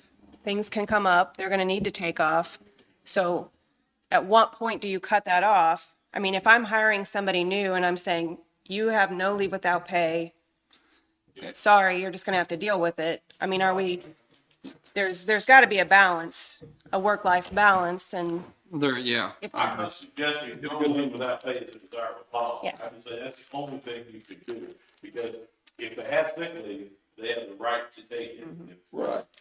And to me, it all boils back down to that supervisor using common sense, like you said, in that case, or someone has a big event in their life that's going on, and surgery for their spouse or mother, or a funeral or something like that, to tell them, no, you can't go. And most of them would tell you something else if you said that, if it was a big event. And Some of those things you described, we do have compassion leave. right. I mean, there's probably something for, Goes beyond. but to me, it's the supervisor's responsibility we If got there's to an give abuse, people the right to dictate, this is why I'm letting this guy off. Maybe you wouldn't, Jackie, but I'm letting him off because I think he needs to go do this. Now, whether they take off an appointment for sick leave day and they, Well, a sick leave day. No, I know, but We've they- got it to where they can make the comp time. they're going to take the whole time, whatever. If they're just going to an appointment and coming back to work, that's different. I would look at the no repetitions. right, and that's an abuse. No, I know. But this is where your end of the year evaluations need to really come down hard. But they don't. Everybody's is rosy. You've done this, however, you've been absent this many times, and they need, that's one way. When do those do? When do those do? When, what, October? October 1st. Yeah. And to me, I Put a step in there as far as, if somebody used, you give them 2 or 3 strikes. Can we do an that type of incentive, deal. like if you don't, if you, within these standards, you get like a step raise, or, you mean just coming to work, you get a step? no, like if you don't, No, I hear what you're saying. like if you don't utilize, all the, or if you haven't used none, it's kind of an incentive to. But I also think that if you have an employee who's abusing leave and there's a consistent pattern, I think you want to address it when it's happening. Right. And not wait until their review Right. time. That's what I we've mean, got the they annual need- review, and yeah. then we've got on the spot corrections that need to be done and written. It needs to and be filed. addressed, yeah. And then there's nothing worse to me than somebody, you can chew my butt all you want, but if it's put in writing as an employee, it means more. This is the corrective action I need you to take. This is what you did wrong. You're a rockhead, and fix it. Those are the worst ones. And then if I know that these 2 are getting step raises and I didn't because of some boneheaded thing I didn't do, I'll probably fix it or quit or whatever. And for that part, either one's fine with me. Input? Absolutely. Anytime I can get input on HR issues. I think Cindy would probably tell you that my office probably divvies out more discipline and has less favorable evaluations than you just explained them. Is that fair? That's fair. Very well. So having that in mind, I would like to see every county office and department be a little more equal. Because what we all know is none of us do the right thing all the time. Sometimes you mess up. And if we're not putting that in written form, all of our counselings are in written form and they file with the clerk's office to the employee's file. On the flip side of that, Good things do too. You do a good job of that. And I would beg other county offices and departments to do the same, because if we aren't building proper documents in our employees' files, we're failing our employees. The ones who are out there working hard and doing the right thing most of the time that aren't getting disciplinary, we're failing them. And it's a shame that we do that. But if you look at our 2020 evaluations, you will see there were some step raises in there, but those are merit raises, and those are for work that's done above and beyond their merit. And I think I said in this room with all of my supervisors that do these, I had Cindy come to the meeting, and we had talks about this because not all evaluations should be glowing reports. They should be truthful and honest. If you had a problem this year, we're going to talk about the problem. Not only are we going to talk about the problem, but we're going to talk about the resolution. And I think we need to get more on base with that in Linn County, because our evaluations, and I'm just going to go out and say it, are not fair department to office to office. Is that fair, Cindy? You're our HR person. I would agree. How do you do your lost work without pay? Let them Say that again, sir. I'm sorry. lost work without pay? Leave without pay. Leave without pay. I don't have that problem. You don't have any. Okay, that's. I just don't. My people have time. We have had to use with some newer employees who had some FMLA issues. We have used the employee sick leave bank. I've had that happen maybe on 2 occasions. But it was for valid, reasonable issues. If I have an employee who does not have valid, reasonable issues and they are missing work without pay, I fire them. Okay. Okay, so go on to the next one. Okay. So the next one in question was 4 hours maximum of sick leave for appointments less than 40 miles. More than 40 miles, they may take 8 hours. So just a little background on this. I think what this is stemming from is possibly an employee, let's say I have an appointment. Here at 8 maybe o'clock. in town, but I take 8 hours. I'm using 8 hours sick leave, where I really, if I want the day off, I really should be using this much sick leave and this much vacation. When you're going to a long trip out of town, if you have an appointment in the middle of the day, it's very likely you're going to need full 8 hours of sick time, sorry. Do we have any touchy issues on that when you start talking about?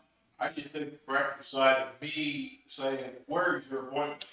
I got a problem with that, Yeah. you know? Okay, And do you, Somebody might say it's none yeah. of your business for me. yeah. and can you require proof, and how do you administer Yeah, I it? think enforcement, in other words, Is- is. You can Yeah. make it, but yeah, I think maybe. Have you thought that through? Say, you know, Education. Yeah, educate, say to people, if you have a situation like this, and you want to take the whole rest of the day off, then you really have to take some vacation time and some sick time. They probably, and I'm willing to do that. Sure. Go ahead, Jackie. Explain why you don't want to. 8 o'clock. Some of these leave, if you, some of you use their sick leave. I know some of them. Jackie's trying to keep everybody at work. 400 hours after that, I lose it, so I'm gonna do this to use that for the people that can't do that. Yeah. But I still put it last week, so actually, Okay. so I'm okay with it. I know, again, I fall back in my past experience, we did it and it worked. People understood that. I mean, and that's something we can address, like during open enrollment.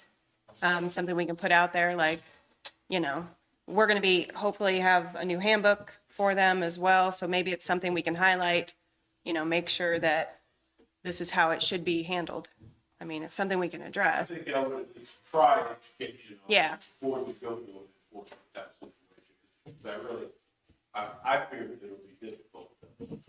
Well, I mean, if, Jackie says, I've been trying to educate them. so, but here's another, I mean, He's trying to keep them off. Nobody's going anywhere. Nobody. here's a question for, you know, for Jackie's sake. Let's say that employee does take 8 hours sick leave and I see that employee out about town or somewhere out doing stuff and you know he's not at his appointment, I mean, is that something don't that What's our, we're, I think he either takes it or he doesn't. what's our rule about requiring a doctor's permit? it's 2 or more consecutive days, I believe. You So mean after if that. he's out, you mean request it. he's, you talking about if he's out? Give me a notice. Right. Says that you. I think we moved it to 2 a couple of Well, years. Jackie, I mean, that's where, we can rely on the supervisors to say, hey, you're screwed up my schedule. That's where, on their evaluation, you don't get a step raise because you screwed it, my schedule up. I mean, He's got you. I agree. But if there's probable cause that they're misusing, would that be something that we could address? Possibly. I Yeah, mean, if somebody says, I've got a doctor's appointment and I need to take off, and then later that day you see him out and about town, that could be interpreted as probable cause that they're misusing their quickly. So you could call them in and have a chat with them and then document that. Yeah. is that something we want to look at putting in, if probable cause that you're That's what I did when I was misusing in it, grade that, We're just reinforcing the, somehow put it in there, you need to come back. Truancy. County truancy. Yes, I'd like to. All right. Go to your next one.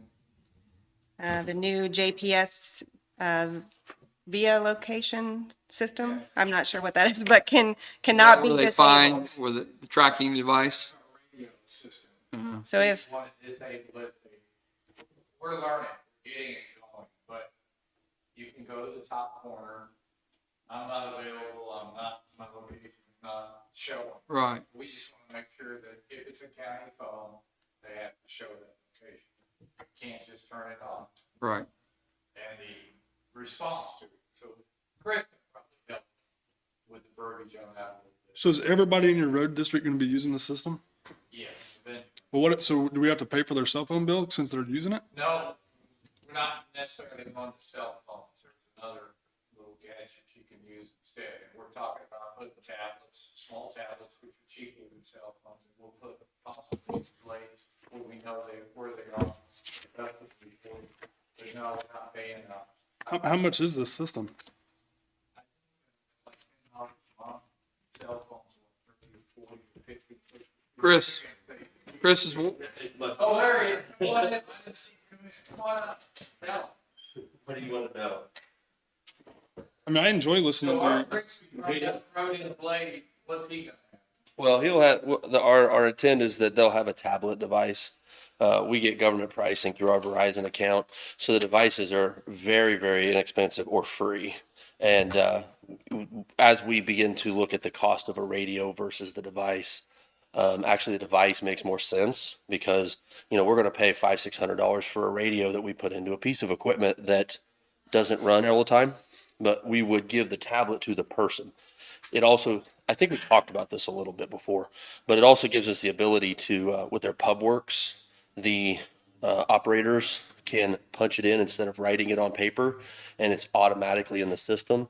It gives them the JPS VIA, which is a radio system based on cell phones. what's the program called? JPS VIA, VIA. So it works like 360 then, right? What do you mean? It's as far as the location where you can track people. It does. That is a feature of JPS VIA. So I might track my kids. Right. They better Yes. not. So when they're on the system, you can see where they are through the. They have a way of shutting it off, is what you're saying, if they want to. There actually is an option to do that. Yes. So I want to go out and see where Ronnie. That's a death penalty in my house. I guess we'll find him, I gotta try to call him, for this, I'll just look him up, hey, I didn't talk to you about such a, just go out. So we're not going to be using radios anymore.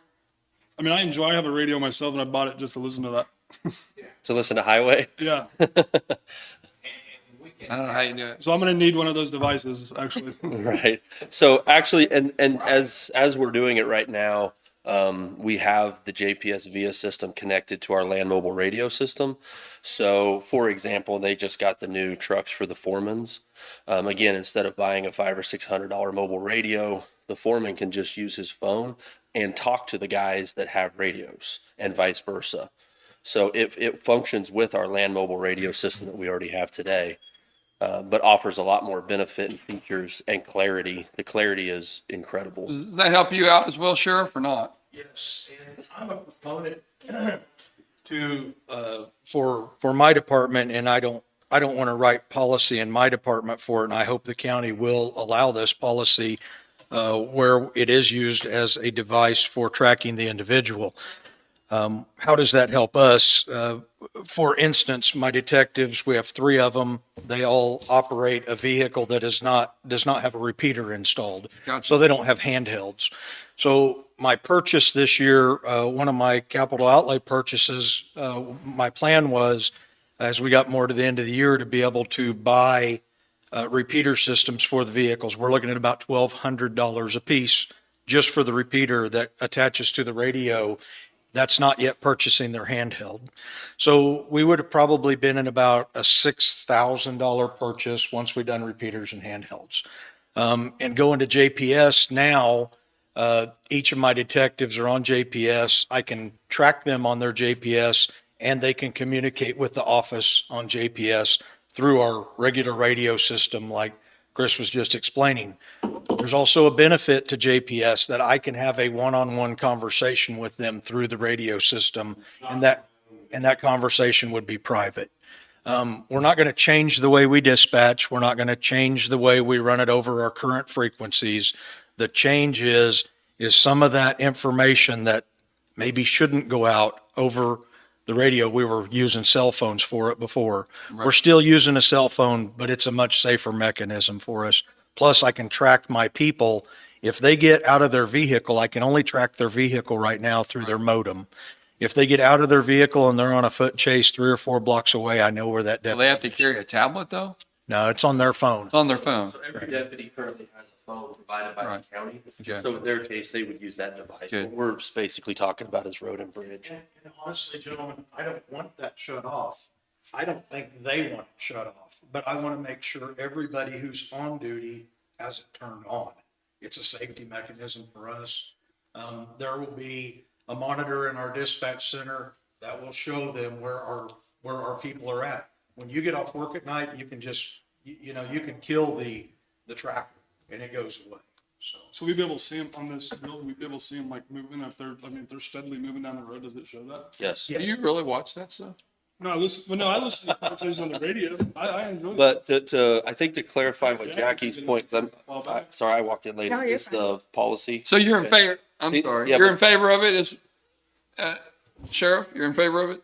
Absolutely. And the policy, the clarification that Jackie and I had talked about was some of, especially the road and bridge people, use their phone, their county phone, as kind of a personal phone too, which we allow. Sure. Because we have unlimited on it. So those people going home were irritated that they would have their tracker on, and we told them, once you're off the clock, you can shut that off. But Jackie wants it to be known that they need to have it on when they're at work. So we, At work only? Yes. At work only? If somebody has a heart attack. The second they clock in, Sure. It's safe. we have a current policy in place, a notice of GPS monitoring policy that basically says that an employee who tampers with or disables their GPS device or abuses the privilege of driving a county vehicle or using county equipment will be subject to corrective action or up to termination. So, I mean, Well, it's gonna be something they have to turn on and We- off every day. Yeah. so like, you know how to do like a progressive, Yes. plug into your, like. They forget, some of them. Do you- Some of them do you- forget. or work trucks or anything? You know how to do like the Progressive had a deal here a while back where you like plug it into your, underneath your dash and it like records your brake and stop and stuff? Do you know what I'm talking about? Now, we have blades, I can tell you. It's a factory. Insurance companies got those. Yeah, that's what I'm talking It's a about. factory thing. I can write a report, tell me how long the blade was down, how long it was up, what the angle was, what the heat of the engine was. We've got that, but not. So what I'm getting at is, Gary, can you word it? So we're in favor of this one, right? Everyone? we already have it. But- on this. Well, what we have Or do we need some else? policy that relates to GPS and vehicles, and we could just Tweak it. tweak that language to also include. Okay. the system. Okay. Gotcha. All right. Okay. I can do that. Employees who are also volunteer firemen must have supervisor's approval before they respond to fire or emergency calls. I don't know that it is. Okay. Because I don't want to supervise to come in and say, he was just gone, I don't know where he was, well, he was out on medical, he was helping.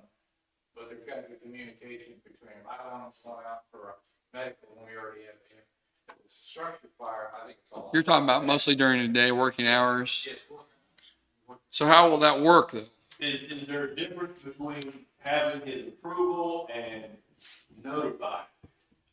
Approval, to me, is is a conversation. I want to be able to go out and structure fires and bad grass fires, but I don't want you to go out on every little ambulance call because AMR is responding, fire department's responding. I need that truck. Isn't that the worst time of our needs though for fire? I mean, have you talked to Doug about it? Like sometimes there's only maybe 5 people that everybody else is at work in the city or somewhere else. And so how do you account for that? I just split the difference on the severity. Okay. For medical, AMR. You're talking about for emergency lift or a lift assistance. Yeah. We already had AMR. Okay. All right. But if it's a grass fire or fire, I don't have a problem. Okay. So how we word that? Does anybody have a beef with that? That's just to me that this is something the supervisor needs to work out, as far as. Yeah. What they have. Tweak it, and we'll add it Okay. somehow. Okay, go ahead, Cindy. We're on all employees. All employees must take harassment course, sexual harassment course, or IT training once every 2 years. Those who do not complete these courses are not eligible for any step increases, cost of living, or promotions. Ooh, there you go. I like that. Yeah. You must have been in a grumpy mood. Are you talking about security awareness training for? Yes. Yeah. What's our policy on that now? What do we say about employees? Because I know there's got to be a policy on harassment, sexual harassment training. I think Don't bother Chris training. yeah, But I don't think we have anything I think required. there's a mention that they will be trained, but I don't think there are requirements. Well, they will now if we have this. Yeah. Go ahead. The appropriate interval. I gotta tell you, I do this in my office. Uh-huh. Actually, this past year, we had 2 sexual harassment trainings, and we have had 1 security awareness training, I think, in our office, this past year. I know we've had 1. We may have had 2. But I think it's important, and I think it's something we need to be doing with what we've seen in the past in Linn County. I agree. Current lawsuits about sexual harassment issues and things like that, and I think it's really important. So you'd be okay with this? Yeah, we're already in compliance. It was every year offered at us, but I'm asking. We do ours at least yearly. I will be honest with you. This year I messed up. We do this through K-Camp online training. It's very easy to receive. It's free. Yeah.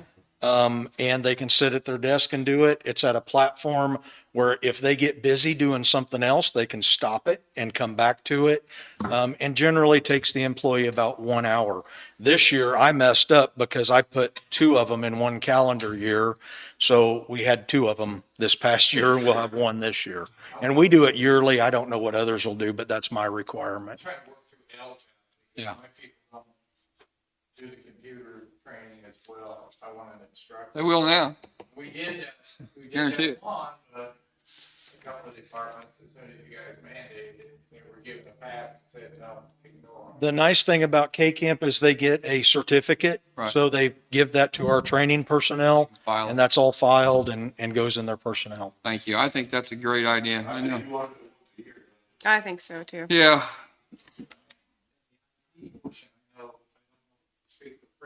So, My government experience, you had to do it, or your computer access was removed. So should we put So are you, it says once every year, is it every fiscal year, every calendar year, the last day of the year? calendar year? Yeah, Yeah.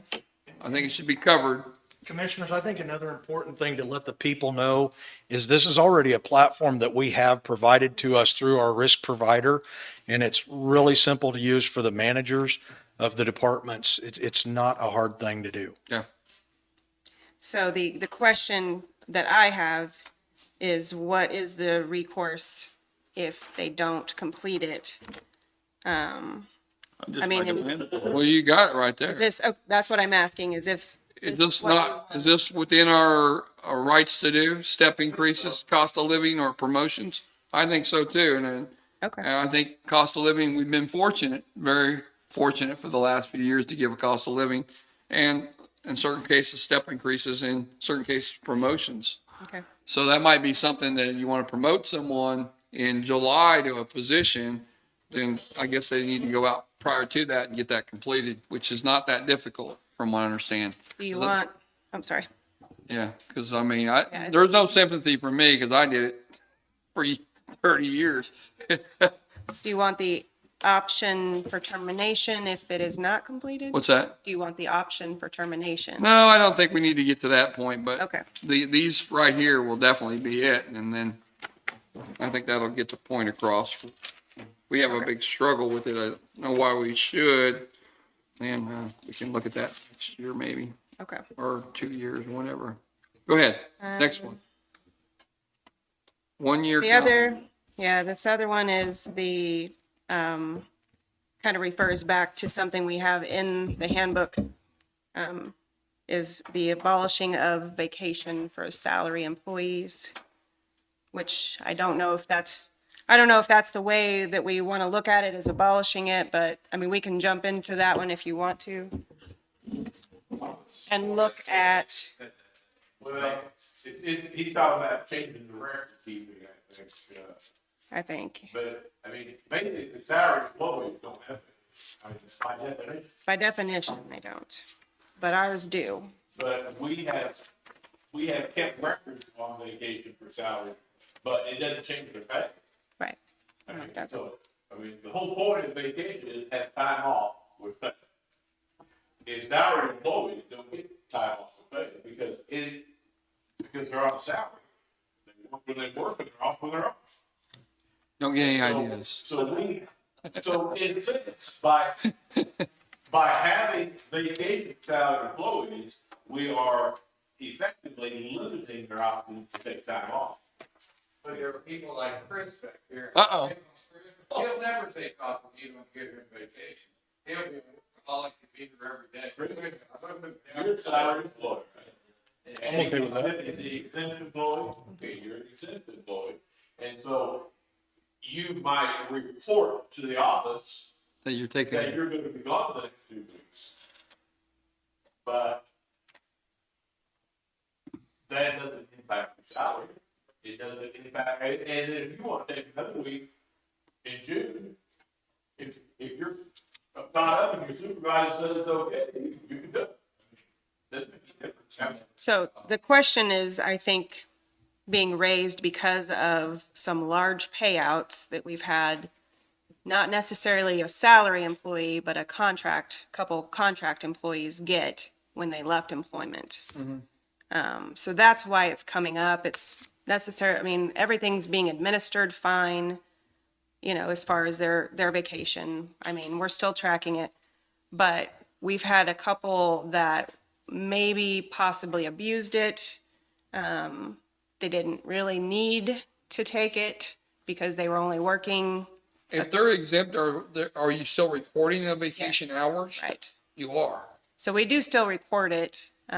We get a. So how's that work, Gary? I mean, I heard what you just said, but it kind of contradicts what you just said. Yeah, but I mean, I'm saying we need to change the reporting, so we're not reporting vacation, not recording vacation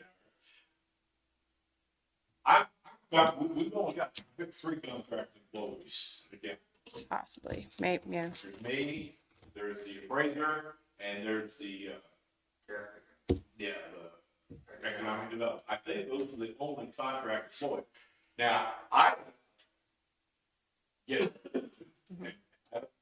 The appraiser, I suppose, you know, in other words, each contract is different Yeah. on those contract employees. We learned from yours. I don't know why we couldn't, I mean, if they're also exempt, then why we couldn't, in those contracts, include language that says that, you know, that takes them out of vacation. For just the contracts you're talking. Yeah, but in their contracts, Yeah, but I mean, you're talking about just the three contracts. the three contracts. So what about the exempt salaried The employees? others, you know, that there's no reason to record vacation time. So, Only so that we no, you're here. know you're here. Right. Well, what stops one of them from deciding not to work 6 months out of the year? Then? The Yeah. fact that they're going to get fired if they're not getting their job done. Okay. I mean, Yeah. Yeah, but why wouldn't we want to say, okay, this is how much vacation time, you take it whenever you want, but these are all the days you get. Because someone that's not on a salaried contract, they get X amount of hours per whatever, and that's what they have to use. And now we've got an exempt employee on a salary, and we're saying, as long as you got your job done, dude, we don't care. that's the nature of being exempt employee. That is If you what don't it is. want to give them that kind of freedom, then you make them an hourly employee. But we had to. No. We did, because, hold on, Gary, if I'm not mistaken, we got to a point where it was, when we talked about salaried employees, what was that big difference that we talked about?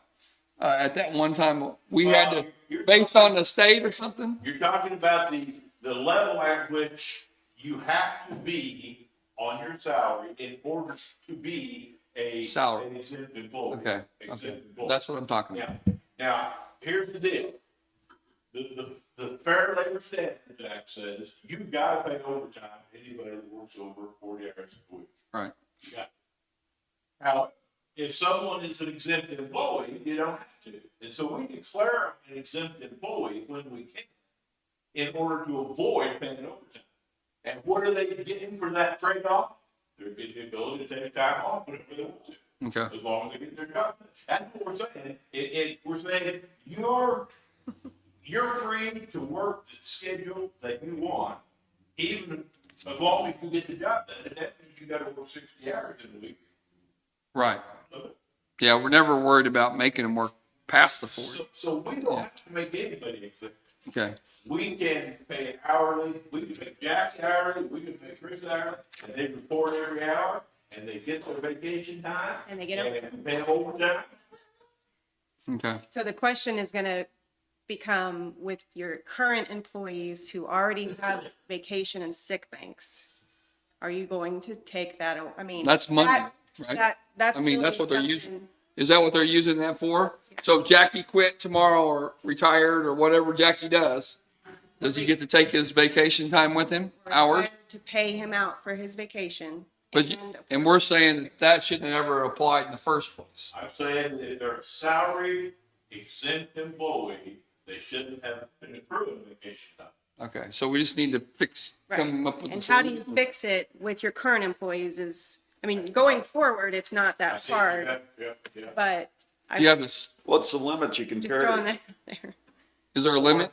120 hours resets at the end of the year, but you're going to accrue it every month. So you can carry as much as you can accrue, There's not a until limit. the end of the month, until the end of the year, and then it resets again to 120. So I would say, my opinion is to work on how you can fix that. Okay. And then you want to fix the contract part of it, right?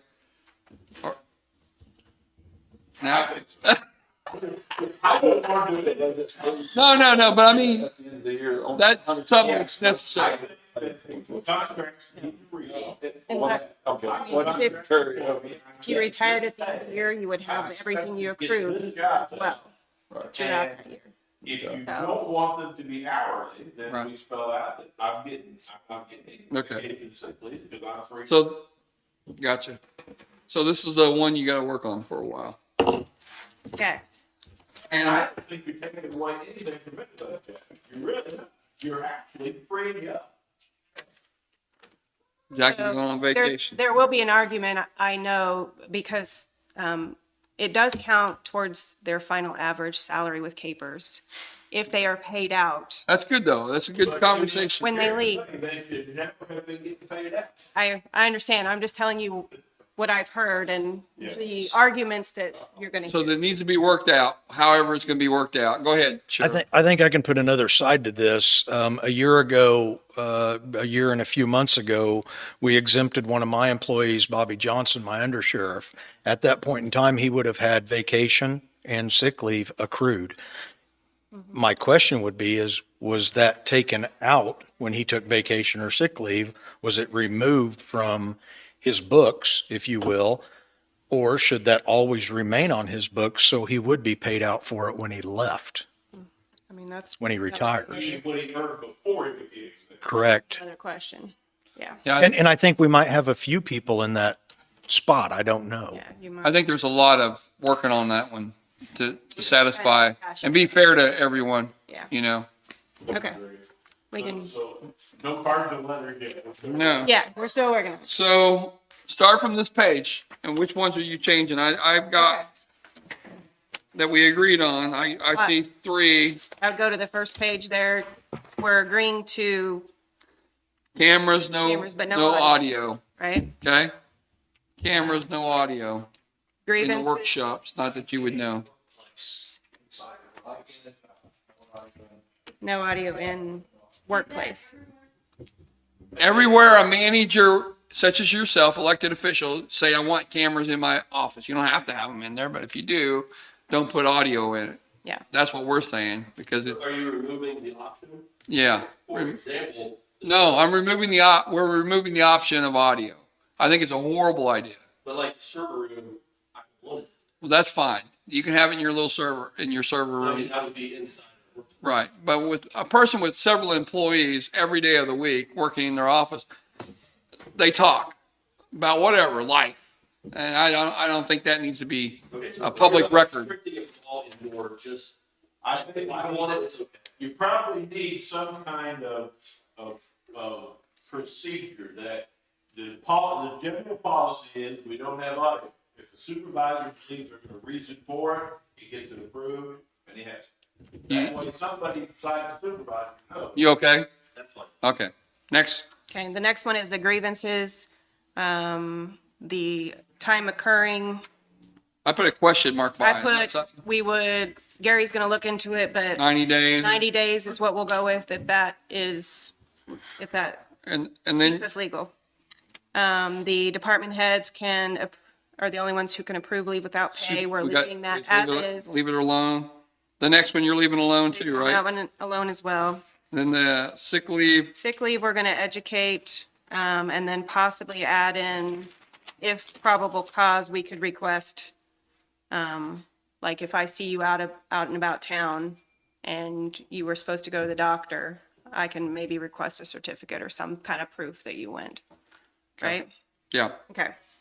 The next one you're gonna look into, we're gonna Yeah. implement that one. We're gonna educate some more on that, and then that JPS via system, we're gonna add that to our current monitoring system.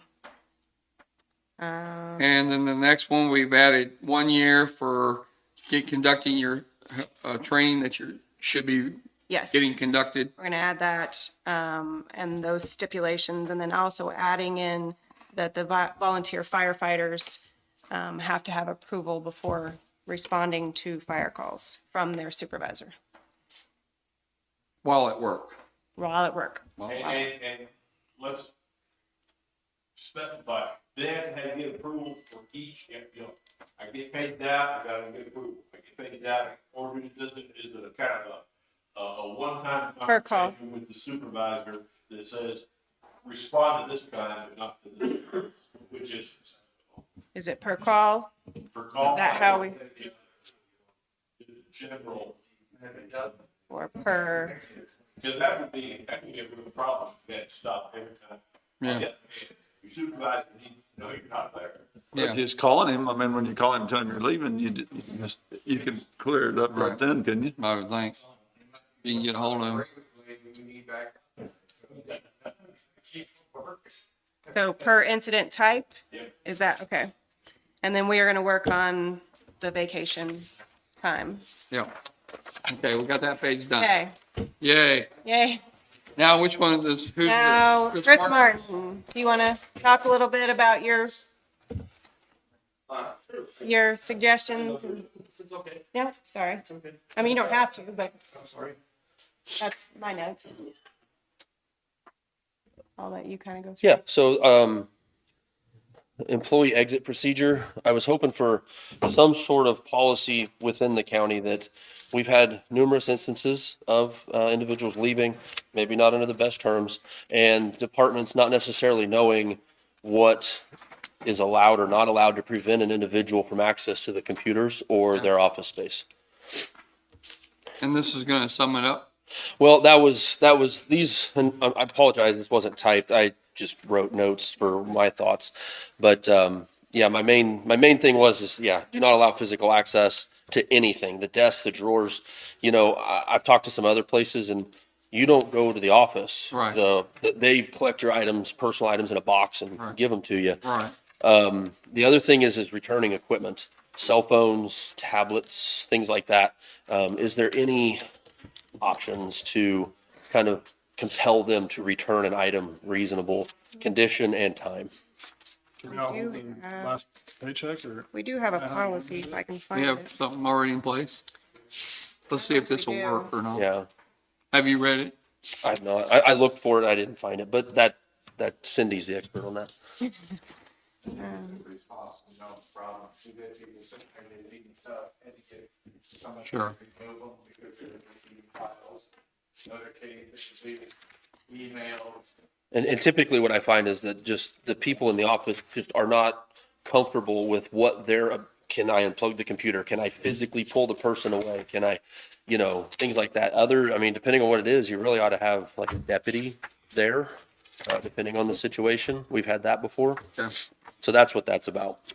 And as far as returning, can we hold the check? I've asked that question before and it's kind of the answer was a gray area. So I thought if we could clarify that. Email is work product. We've also ran into that where individuals have attempted to delete their email. Yes, we can recover it and we do, but it takes a lot of work. And I just think that it should be explicit that your email is Linn County's property. We need to define that work product means it belongs to the county. Yeah. And that's if you're emailing your kid's teacher and stuff, again, we're fine with that, but that's our system. That's our email. So we would prefer you to use your personal. The security awareness policy, that kind of comes back to what you guys were talking about on Jackie's stuff. To have a policy countywide that would require an individual within 30 or 60 days to complete that security awareness training, it's easy. It's an online system. It's that one we renew each year with KnowBe4. And if they either fail to get them into a class or they just refuse to take it, which I can't imagine somebody would do, what are the recourse? Do we just disconnect their access to the computer? Or, what is our steps to take should they fail to meet that requirement? Okay. Facebook policy? Yeah. On that one, we've talked about it. You guys have implemented it. I just wanted to formalize it in the handbook. I get this question a lot from departments. Hey, I want to set up a Facebook page. Great. Go talk to commission. Because we need them to have your permission prior to setting them up. We've had in the past Facebook accounts get set up that we didn't know that were purporting to be official Linn County Facebook pages, as well as IT. We have an account on Facebook that we want attached to all of our official ones. So should somebody go crazy on it, Sure. and start posting stuff, we have the ability to get in and deal with that. And B, if somebody leaves, we haven't lost access to get into the account. Right. Okay. That should be easy enough, right? Yeah.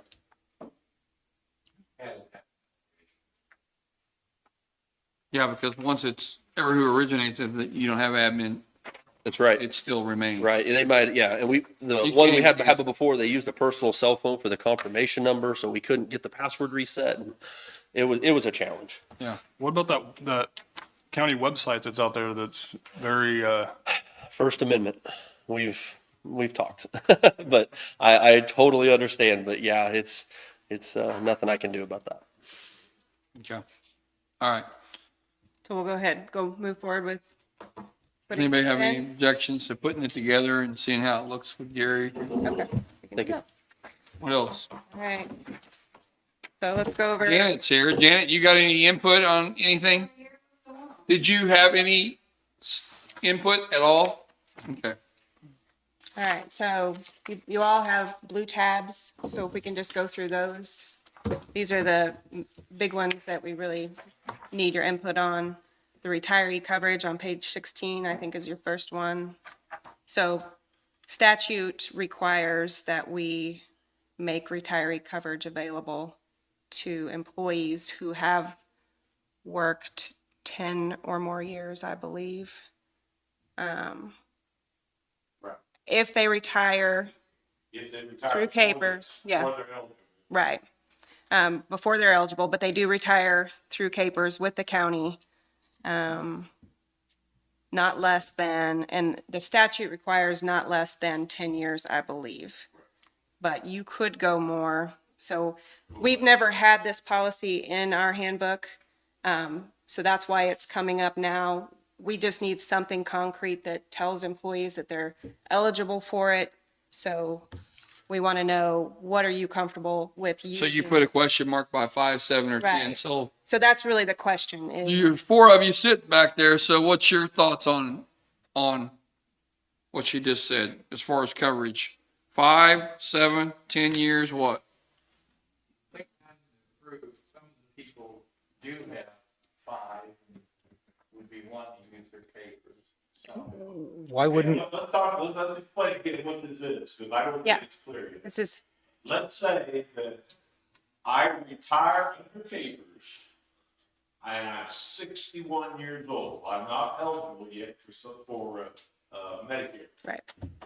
Therefore, I can't get, so what this would do in that case, if I have been here for 10 years or more, it would allow me to be covered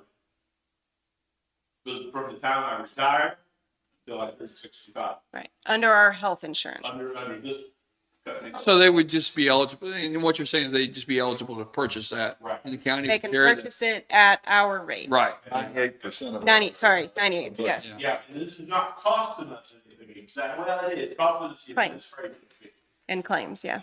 But the question is, what's the length of time you want them to be employed here before that kicks in? Before they- The law says they've got to be here 10 years before they retire for that to kick in.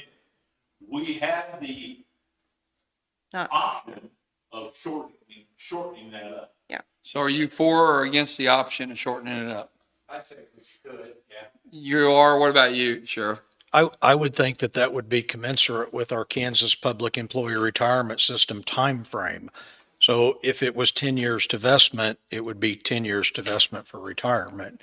And I think that's where the statute probably comes in. Is that maybe correct? Yeah, I think it's 5 years for capers to be vested, honestly. So are you for shortening it or keeping it at 10 years? I think if it's going to cost the county money and somebody leaves us at 5 years, it's on them. It's not on Linn County. Okay, Janet, what's your thought? Same? You're a no and Chris is a. Okay, so. Okay. I'm sorry. I mean, I agree with them. I don't want anyone coming here and using us. Let's just leave it at that. Okay, Okay, we're good? Solve that issue. perfect. All right, the next one's page 19. What about This 18? is, About 18. did I skip one? Section 7 under leave. Oh, there's one before that even you highlighted. You put gift over here on 17. I think some of these are just kind of correcting Correct, and okay. adding the wording. I was wondering, we don't sign any birthday cards anymore. Nobody has. COVID, we stopped sending all that stuff out, so I think we'll be starting it back up. shortly. Everybody hear that? It wasn't me. We'll be starting it back up. Yeah, No birthday. no, right. No birthday. Happy birthday to We you. just stopped sending things out.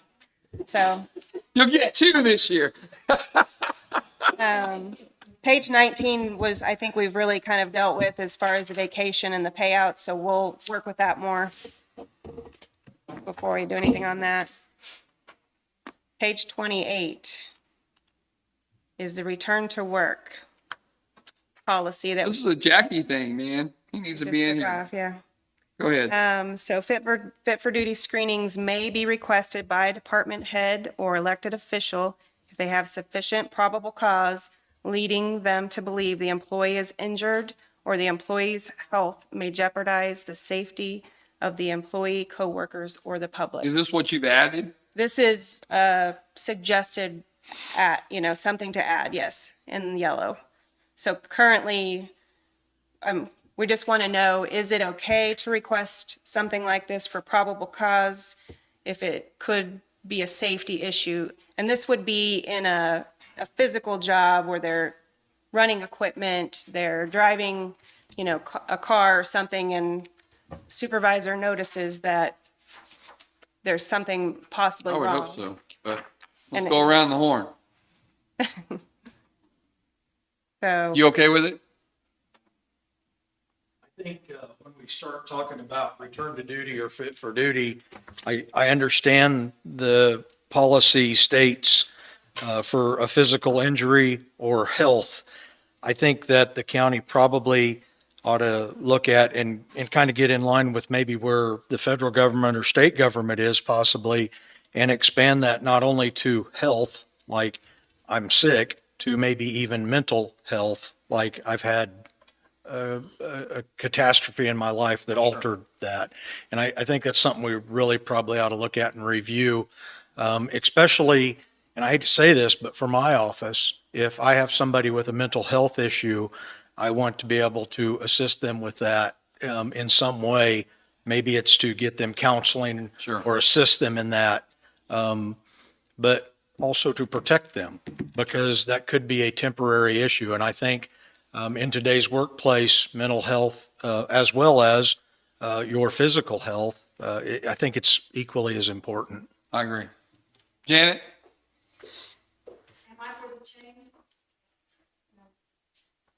You don't think?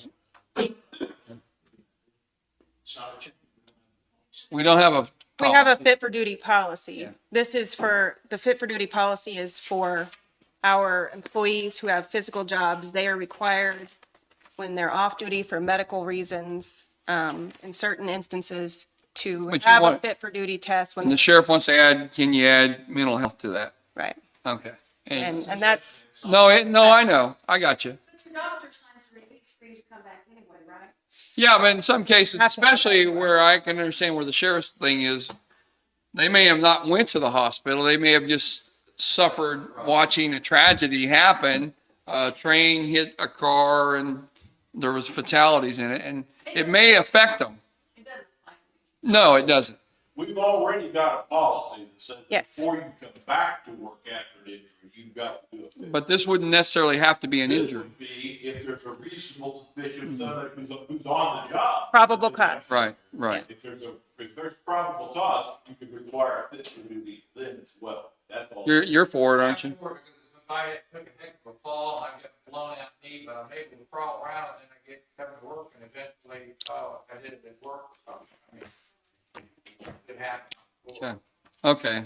What about you? You okay with it and adding mental health to it and having Gary look at it over? All right, let's go to, All right. The next one is the random drug testing. this is what you're gonna look at with Gary already, so Yeah. we beat that up already. So those are just the big ones. There's a couple little ones that are in there, just fixing some wording or adding it it's Okay. not really necessarily unless you want to go over all of it. No, Okay. somebody has a question, you can look it over, I would think. Okay, with that said, has anybody else got anything they want to add or take out of the handbook or change in the handbook? I mean, we got several people, has every section head got the opportunity to look at everything. I believe David sent it out.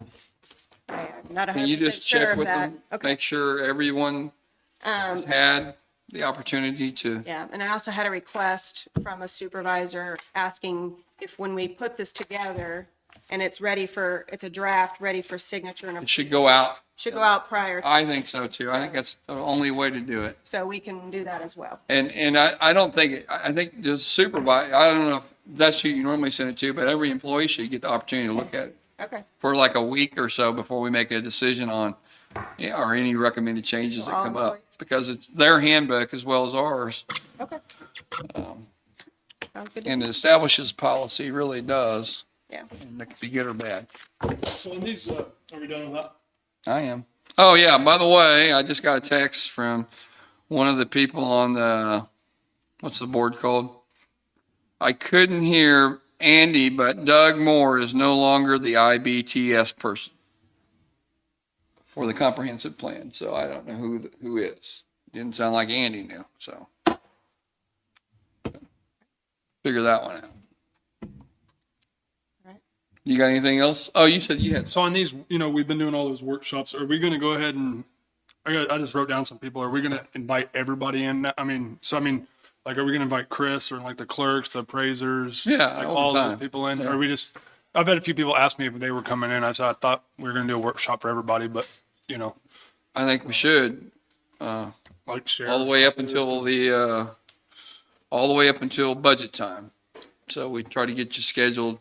Janet comes in a couple times a year anyway and gives us, so I don't think and she's welcome to come over anytime. Chris probably gets you on the hook there and talk about all that you've done, the changes that when you first came over, when you worked for a living, got paid nothing, to how you became a millionaire by being an IT guy.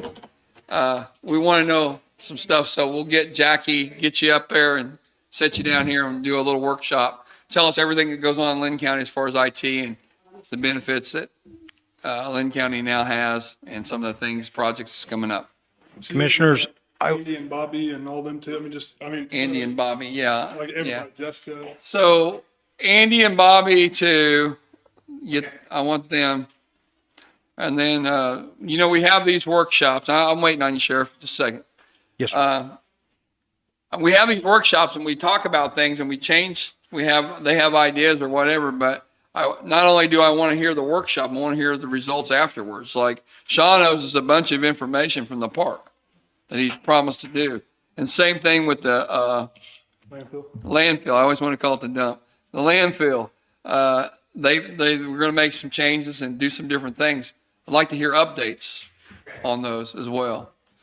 And the biggest thing that's happening this year is Jim's new and Danny's fairly new, and we've got all these budgets coming up, and all these people are going to come lined up, and they're going to all come in pouring in and saying, I want this money, I want this money, and I want this money. And then everybody's going to question, rightfully so, why do you need all this money? So I'm sorry to be just looking at you, but we need to figure out a better way of, don't just come in and say, I want my 80,000 that I normally get. Yeah. I've talked about it a few times, but can we require them to give us maybe like a 3-year outlook or a 5-year, kind of what their plans are for their, because Certainly mental health Southeast Kansas will do that, and several of them will do it. Trico will do a fairly good job, but some of them, you're right. it's annoying. It's what we get every year. Say, give me my money. Yeah. So we'll try to get a little bit better brief on prior to the budget. But go ahead, Sheriff.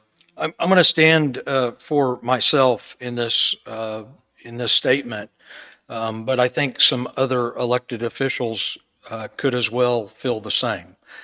I believe that the workshops that you guys do are great for the departments that you guys manage as the commission, but the elected officials in Linn County unilaterally work for the people. And I think requiring an elected official to come in and do a workshop, that's what our budget process is for. And if your people that you're funding aren't providing that in an adequate form, I think you would talk to them about that at that point during that budget season. But I think to come in and go through the weeds of each and every department, each elected official, I work for the people, and the people. You don't have to. We're not Test me. requiring you that. Yeah. Okay. Thank you. Same with Janet and same with Christie. It's mainly for the shops that come in. But And then you give a brief every week anyway of what's going on in the county. And Janet comes in and gives a brief quarterly or whatever. She comes in and gives a brief of all the numbers. So we're good with that. Chris, though, I mean, it just more or less helps me understand exactly what I'm making decision on in the. but I think that's a great one-on-one conversation. You guys can just sit in the sheriff's office maybe and have that I conversation. do too, and I think that Commissioner McCullough would tell you when he served as the presiding commissioner, he came to my year-end meeting where all of my people, all of my supervisors stood in this room and reported to me their numbers, and then that's what I give to you in my budget report. Right. I got you. What do you need? I have counted through just a few minutes ago. Do you have grant money left? So this CDBG grant is one that my committee actually approved 2 or 3 months ago. We approved it because he had all of his application turned in. We were expecting him to turn in his documentation to support the amount of money, and he just now got this done. So it has been approved. The amount of the grant that he's turned in is going to be $4,969.67. And he will have to have an agreement because he also got an SBA, a separate SBA grant. And I've sent Gary that information. So hopefully next week I'll have the agreement for you to sign. But this is for Schaefer Automotive out of Parker. And this is, that's the amount of the grant that he'll be awarded. Read the amount again. I'll make $4,969.67. And his name again? It's Schaefer Automotive. Okay, that's my motion. Okay. Second. Been moved and seconded that we approve that CBDG grant in that amount. All in favor? Aye. SHAF.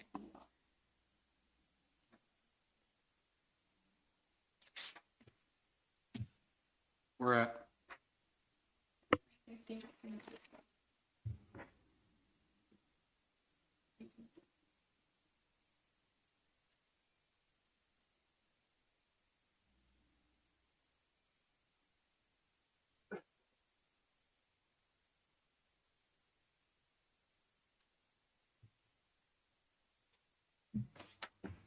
Thank you. Yep. You got anything? Nope. You got anything? Anybody else? Make a motion, we adjourn. Second. Moved and seconded, all in favor? Aye.